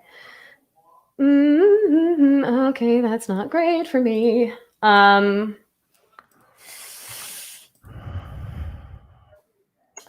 successes. Okay. Say what you want to say to her, because she's intrigued by the fact that, and tell me how you react, and then tell me what you want to say to her. I'm going to react and kind of like smile in a way that's not like I'm angry, but as it like, that was a good one. Like I liked that kind of thing.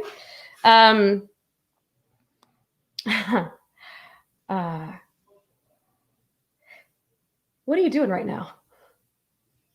I'm managing my club. What are you doing later? What are you doing? What are you doing later?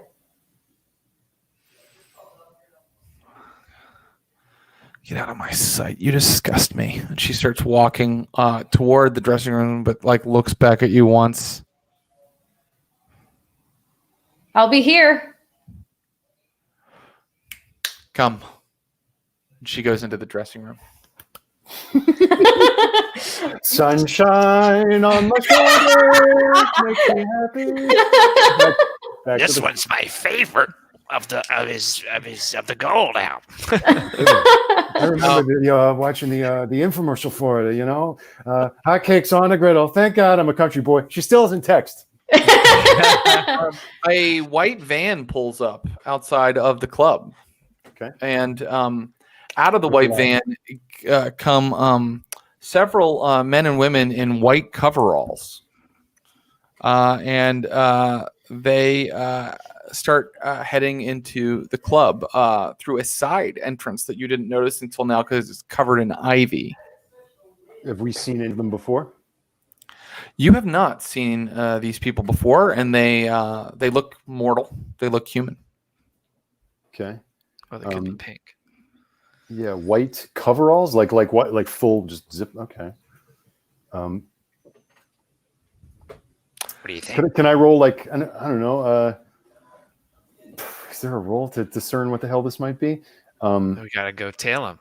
You wanna go take a look at these guys? Seems kind of dangerous, but actually, there's something I might be able to try. Can I? Ruby is with me all the time. Can I send her, just like loping across the streets to peek in and tell me what she sees? Sure. As they enter? Yeah, sure. You absolutely can. So Ruby lopes across the street as you mentioned. And you kind of are just sort of, communicating with her, feeling what she feels. She feels there's a scent that a dog doesn't like, a very strong scent that a dog doesn't like, something chemical. And she's kind of like, how like, the back of a kitchen door or something is a little bit propped open, and you're looking at a big black building that's like a spooky nightclub, but right inside there's just like white tile and like metal tables. Like you can kind of tell that this is one of the backstaging areas for the club, maybe where the back behind the bar or something. And that's where the people have gone, and you can hear them in there moving things around, clank, clank, whatever, like moving objects around. It sounds like people working is what it sounds like. Okay. And that's all I can glean from that? From that particular line of investigation, but you guys are welcome to try something else. Okay, I have her return to us, and they've left the door open? Yeah, it's open. I call her back, and I was like, "Shall we take a look?" Oh yeah. It's two, maybe not go as a pair. I'll take a gander. And okay. So I'll put my hood up. She's got my jacket or was looking at it, so maybe let's say I've got a hoodie. And I cross the street and just kind of like, random guy. I get pink. Give me that route.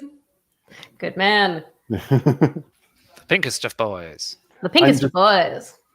I get hungrier, so I'm now actually after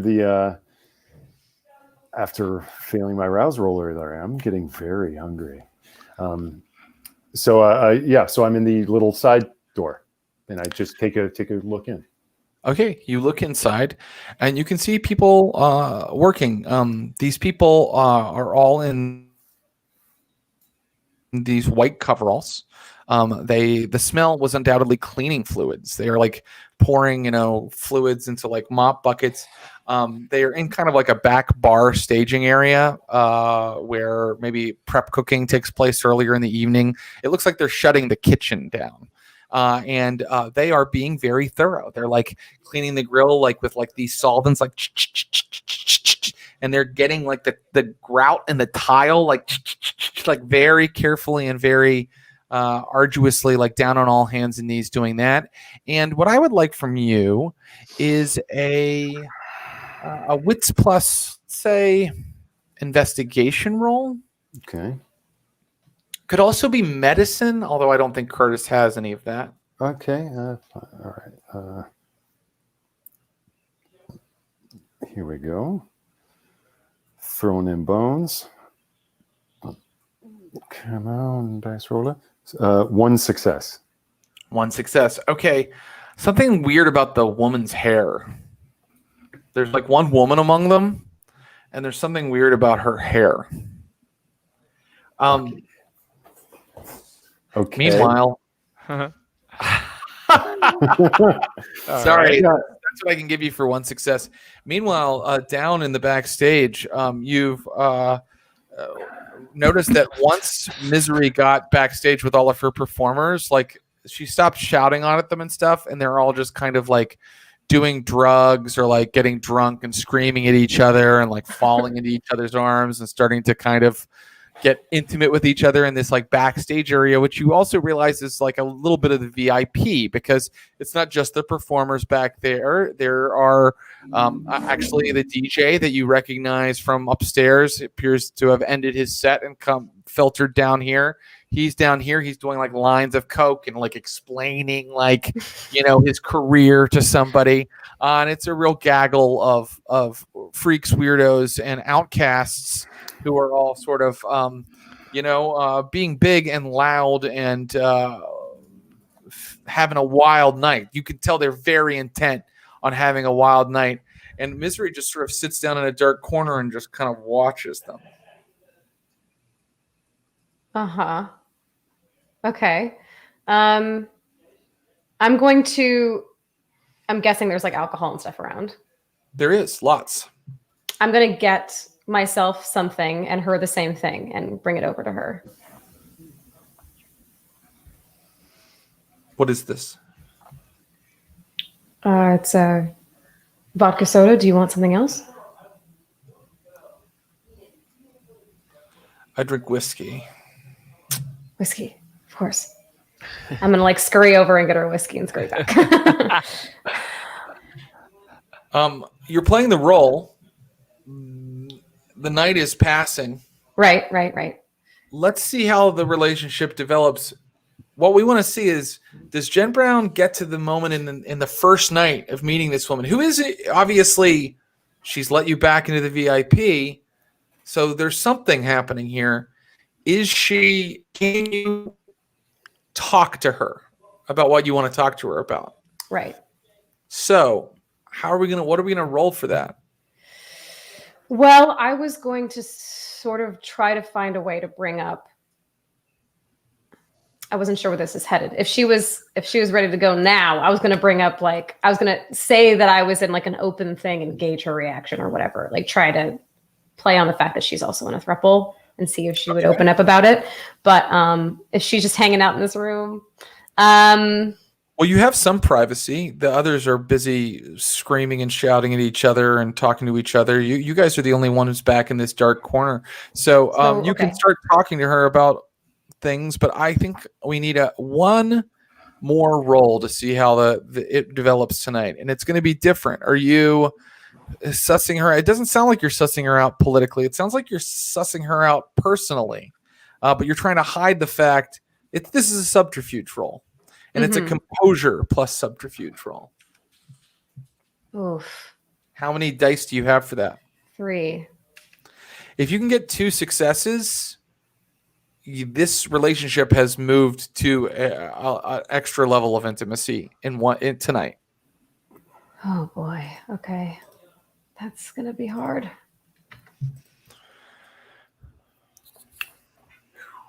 Total failure. Will? Should I do willpower? Maybe you should. I mean, we went through all this trouble. Yeah. This is your big mission. Okay. Taking away the willpower once again. 1 success. She eventually is like, Leave. You're boring me. What do I need to do? I said leave. What part of that didn't you understand? Look, I'm gonna take a tack. I'm gonna be like, look, I've come to this club a bunch of nights in a row. I've been watching you for a while. I know you got your own thing going on, but I just can't stop thinking about you. Please don't send me away.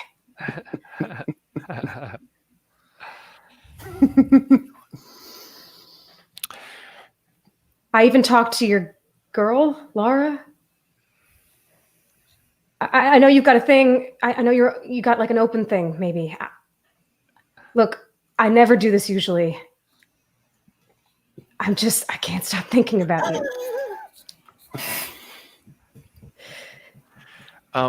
Okay, and here's the final moment. She moves her face toward yours. You see the color just drain. She's just dropping her blush of life. And she looks at you and her eyes get big and yellow. And she's like, you can't stop thinking about this. And she is using daunt on you. She is like intimidating you to see what you'll do. Daunt being a presence power that makes a kindred terrifying to the people that see them. And so we are going to have a final roll to see how Jen Brown's infiltration went. If Jen Brown can stand up to Misery's daunt, then maybe there's a chance. Maybe there's a chance. Here we go. Daunt. Presence.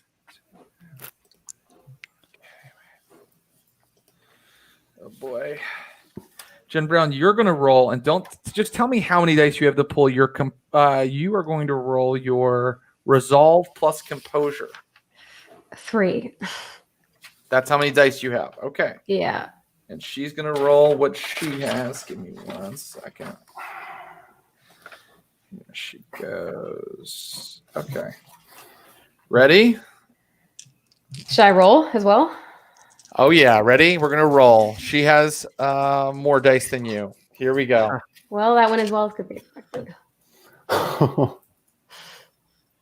What'd you get? 2 successes. Okay. You got Respectable. I mean, You're fine. it's on the lower end, but I mean, you never know. 2 successes. Does that mean I win? That means you win. That means you don't go and like fall to the ground like and scatter back and like make a fool of yourself in front of all these people. She's like, is this what you're obsessed with? And you can see that she's just a beast for a moment. You can just see the thing inside her like writhe, the thing that Mary calls an angel. It doesn't look like an angel from this perspective. But Jen Brown, you succeeded. You held your ground. So tell me how you held your ground and what you say if you say anything. Okay. I say yes. And I don't know what that is or who you are, but I just know I want to be near you, whatever I have to do. She puts her face against yours and you can feel her fang and she's like, I like you. I'm taking you home with me. And that's where we'll end for tonight. Look, we don't want to RP the fucking sex scene. Look, when I set out to play Vampire, I really thought, it'd be cool. Thomas will wield a katana, and then people will use shadow powers. But you know what? What we're playing is in the game. Look at the 5e rule book, and you'll see all of this stuff is in the game. So we're seeing how some vampires conduct their unlives. I think it's cool that we can do this. And so the full and very graphic vampire section next session. Yeah. Mm-hmm. This sounds like, because we're in our first episode of season 2. So it sounds like the producers were like, yeah, season 1 was great. It was just too much politics. So beginning of second season, can you just have someone fuck? Just have. There's a little bit of action. James Brown is currently experiencing a sensation that you've never felt before. Clinton Trucks the whole time was like, guys, I gotta tell you, it's gotta be sexier. Sex sells. We need more people in the chat. We need more people in the channel. Literally, like, every time King Kong was big, but not big enough. It gets close to you, and we just see the viewers like drop. Oh God, like, can't click away fast enough. No, I thought you guys, I mean, can we have like a digital round of applause for Ashley Burch, playing through that scene? What an intense, strange scene. Guys, thank you for taking a walk into that sometimes disturbing, at the very least, very tense world. Thank you, guys. Oh, thanks, guys. Thank you. Man, what's going to happen next week? Just, all kinds of, actually vampires, in the same way that they don't shit, they don't necessarily have sex. So really? Who Is knows? that all vampires are? Or is it just they can get pink, and then they can get really pink. But generally, like a lot of them, the act of feeding replaces a lot of those desires. I see. What about True Blood? Yeah, this isn't True Blood, Thomas, and it's not Twilight either. This is like a hardcore, like sex vampire, but not sex kind of world. Basically, you promised us a sex vampire game. Yeah, I thought basically half the Vampire the Masquerade LARP parties were. Ross remembered that I was like, guys, first season we can't do that stuff, but I promise you in season 2 it will be a sex vampire game. Yeah. I patiently slogged through hour after hour of politics in action. It'll all be worth it soon, you kept saying as soon as we get off the stream. Yeah. Man. Well, I love you guys. That was awesome. Really, what an interesting plan. You at the end of the last season, you were like, we're anarchs. We're going to destroy the Camarilla. And then you just came back and you were like, with kindness. So I can't wait to see how it works out. I'm going to say goodbye to my incredible players, Thomas Middleditch, Ross Bryant, and Ashley Burch. Thank you. He might be hanging out, actually. Yeah. Oh, really? Well, that's wonderful. I'm so happy that you are. Please feel free to hang out. And if anybody has any questions, you can go ahead and queue those up. I'm going to give you time, though, to get them in, because I'm just going to say very quickly, this Sunday we're back with the Neptune Society's adventure in Edinburgh, Scotland. Becca Scott as the grown-up Dickensian urchin Wilma Wiggleton Middlemass.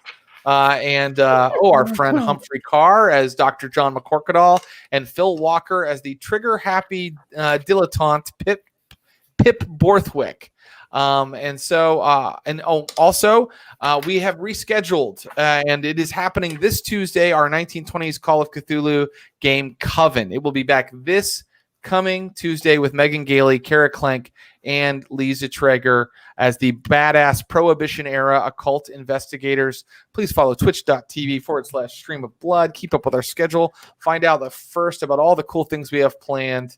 And check out Will Pottorff, his stuff on Instagram, Pottorff, Pottorff. And also check out Axel Casas Taylor. Forgive me, Axel.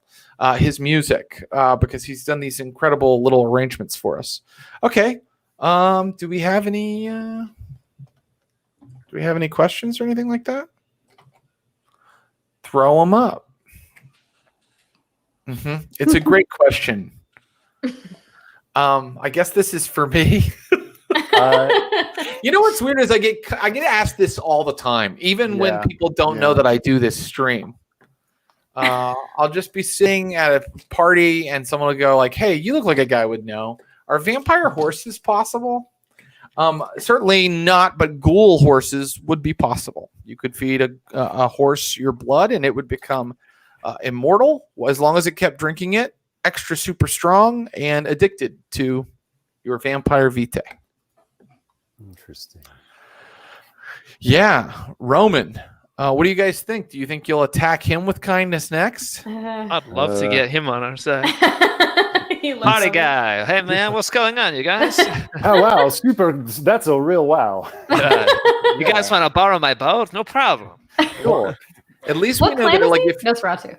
he's Nosferatu, at least so- we know if your characters die, like you guys could just like kind of become like Roman's whole extended family as a new Oh, cohort. 100%. That's the first Yeah. thing I'm doing. Great. Would be his- Um, his I think brother. I'm gonna try to. I mean, we've established all these people. Sometimes it's a lot of people to keep track of, but I want to keep bringing them back in and make them matter. So if there's an opportunity, if these guys drive the thing, so we have to go where they want to go. But yeah, if there's an opportunity, absolutely. Great. These guys all play a lot.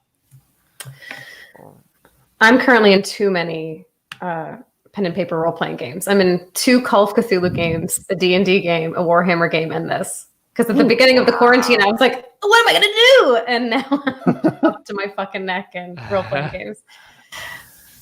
That's awesome. Wow. Ross and I are doing. We're going past, coming up to 3 years of a D&D 5e campaign run by Yeah. Jared. Just privately, Wow. not for Twitch. Just we're all like level 17 or something crazy. Almost. Been there, Yeah. yeah. We're gonna Level 15, probably but wrap you're it up about in the to go next wrap it up in the next little bit, and it will be a real accomplishment, I think. It's end game, man. I know it's so long. I feel like especially relatively new to the world of tabletop and paper and pencil role playing games, and like this D&D game was kind of sort of my introduction into having done it for so long to just really start to mentally unpack like that. Something that I feel like is super cool about a game like this is like, what other work of fiction or creativity would you ever engage with in a sustained way at this level for literal years? Yeah. Like, I guess like a TV show or seasons of a TV show, yes, but this level of engagement, no.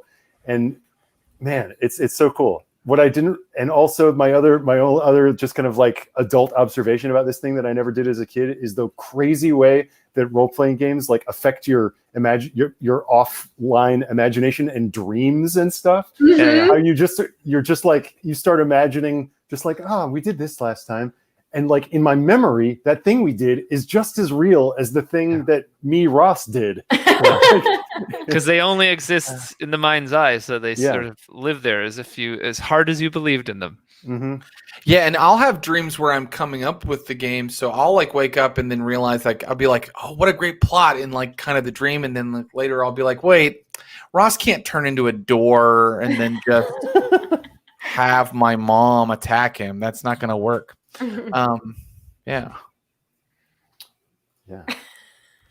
Yeah. I'm a little bit more worried that she's just going to try to chomp me because she thinks I'm a human. So, but you know what? Whatever you got to do for the mission, I'm down. I actually don't know what Jen's sexuality is, but maybe she'd be into it. Who knows? S&M It's all a doesn't always construct. S&M doesn't always involve penetrative sex. It's a lot of foreplay, guys. It's all about the scene. It's all about the scene. It's all about the scene. Is Jen Brown queer? I actually don't know. My thought with her is that she hasn't thought a lot about sex in her life. I feel like she's probably put that into other parts of what God. she's said. If she's asexual, this is going to be weird. This is going to be tough for her. It's a big obstacle. I feel like she's handled herself for the most part. Okay.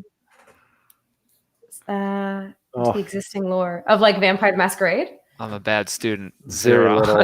Very little. I had You were looking up powers and stuff. Oh yeah. I guess as long as it pertains to like my ability to imaginarily kill things. Yeah. I had a college roommate who had the old like source book from the 90s. So all my knowledge about this game comes from what I dimly remember from like reading that in a dorm room, which is the way it should be. Yeah. But no, which in a way is kind of cool because as these like canonical game book elements are rolled out by Jared, it's as new to us as it is to the characters. So we really are like fish out of water for real. That's what I was going to say. It was a deliberate choice not to look up anything because I actually like being as confused as Jen is. Yeah. Like I still don't really know what being an elder vampire really even means as far as Mary is concerned. And I like not knowing. Yeah. Like Alden and I can give you the 101 crash course. It's an old TV show based on vampire called Kindred the Embraced. And it's really, really good. All right. Oh yeah, so the Glass Cannon network and podcast have done some games with us. That we do a Blades in the Dark game with them. That is ongoing, by the way. If you guys like that, we are going to do session 3. It's just scheduling is a little tricky, but it's happening in October, I believe. I don't know. I don't know if I would want people crossing over with our world. We did a little of that for Gen Con, where we had some, players from Gen Con come in and play Anarchs. But how do you guys feel about guests on the Vampires of Pittsburgh? I think it's awesome. Get him out of here. Scram. Masquerade. One other thing I think it'd be cool. I really like 3 players because I feel like you get enough time to actually do something with all 3 of them in a little 2-hour block or 2.5-hour block. So bring on a special guest if one of us can't make it or something. Right, exactly. Yeah, maybe in the future. I really thought that the thing that you did with Gen Con was cool, which is that there was a side quest basically that affected our story, but that we had nothing to do with. I think is pretty fun. Now that would be a great thing to do with the Glass Cannon guys. You know what I see for the Glass Cannon guys? Second Inquisition vampire hunters. You guys are on your end, like leading them along. They're on their end, thinking you're just like a human sending them intel or something. That's great. I just said that. Okay. I see this. Does Curtis think you'll ever seek out your human buddy again? I mean, buddy. Yeah, my NA buddy. I mean, he hasn't shown up, and I haven't been actively looking for him. But it's always been like, I think it's always back of his head. Is that guy okay? And I think there is a big part of Curtis's character that really wants some form of like, in the way that Miles like has this power and is like, I finally have power to do what I want to do. It's like I think Curtis has a lot of scores to settle with the people with the world that he encountered and people who maybe took advantage of him when he was using. And by the way, I've told the players that, we're going to do missions like we're on right now, but we're also going to like stop down a lot and just let them do personal character business. So that, if that's what Ross Curtis wants to do on those sessions, that's what we'll do. Favorite moment from season 1. I mean, every time Jen Brown did something that kind of made me kind of go, what? Like where it was like, you were like, I'm taking over the Anarch movement. I really didn't have that kind of planned or written down. That was probably my favorite moment when all of a sudden, I forget what you said, but it was just like, the tactic now is I'm taking this over. That was cool. Yeah. On a personal note, I liked essentially either tricking or seducing or imposing my will on police officers. The supercut of that is pretty great. Yeah. But I thought the werewolf encounter and the shadow vampire is Timmy. Is his name? Buddy. Yeah, that one was like real creepy, and everyone was having their own parts and like elsewhere around the compound. That was fun. Yeah, that rolled out in such a cool way. It was like is it Mark Romanek? Who's the director of Seven? It reminded me of like Fincher, right? David Fincher. Yeah. God, yeah, that was great. I liked jeez, it's all so nuts. It's weirdly like you have memories of it, and then also like sometimes it's like you're like there's so much we've done. Normally a role-playing game, in my experience, happens maybe once a week, but usually not. Like you do it like a couple times a month over a period. I don't know. This has been an intense, long game already. Yeah, I think one of my favorite moments is actually when Curtis decides to go full Anarch. When he was confronted with whether or not he was going to have to shoot TJ Cope. Yeah, that was a tough one, and that affected me also. And also killing Churchill Jackson was huge because he developed he wanted to prove something to Dad because Curtis's relationship with his real father is fraught. Let's say. As a player, it was super fun to play someone that was like I wanted to be a part of the group, but I was also having to be like a brain slave to Adelaide. That was really, or not. Yeah, those were fun sessions. It's a good. Yeah, I love that the PvP aspect worked. It was fun. Yeah, it can be tough to do, but it was fun.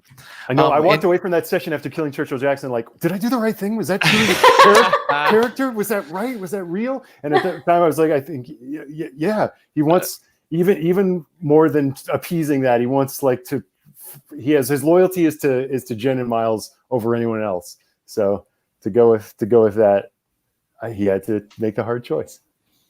It was beautiful. Just like he killed that guy in the first session, spur of the moment. That was a good moment. I can't believe that's how we started this game.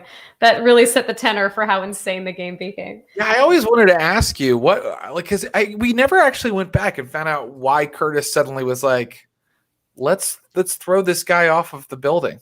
Was there a specific reason you were like, no, this game is about killing? I mean, Ross, was there like a specific thing for you that made you toss that guy off the building? Oh, why did I do that? It was I think it was like after walking through the situation where it was like, I'm being jerked around. This has been done to me. This has been done to me. This has been done to me. You're this, you're that, you're the. It's like one more person being like suddenly like, and now I've got something for you. I did this to you, and I'm like, all these people are going to be against us. We're going to be killed. Either he's going to kill us or they're going to kill us. The only way to make this happen is to this is a gift to them. This is like, it was totally an act of self-preservation. We're like, we're going to die if we go with him. Dude, those first couple of sessions were like, what happened? Like, what are we? We're vampires. And we had like the trial of the vampires. We went to vampire court. We went to vampire court. Vampire court, yeah. Accuse them. Elaine Wozniak. Yeah. Oh, that should be a side quest at some point. What happened to Jen's cat? Write it down in side quests. Jen remembers to retrieve her cat. I mean, if you want that cat to have a very long life, like that. What is it like when a vampire goes back to get their cat? It's tough, I bet. It's interesting. I'm not even joking. Well, a little bit, but not that much. All right. Is that it? Thank you guys again so much for watching. And thank you to my amazing cast. And I want to say thank you to my producers, Clinton Trucks and Brian Baldinger, who without them, this would not all come together the way that it does, because I'm a mess. But they make it look good. All of these people do. So thank you guys so much. We'll be back next week, and things are going to get even weirder. Thank you and good night.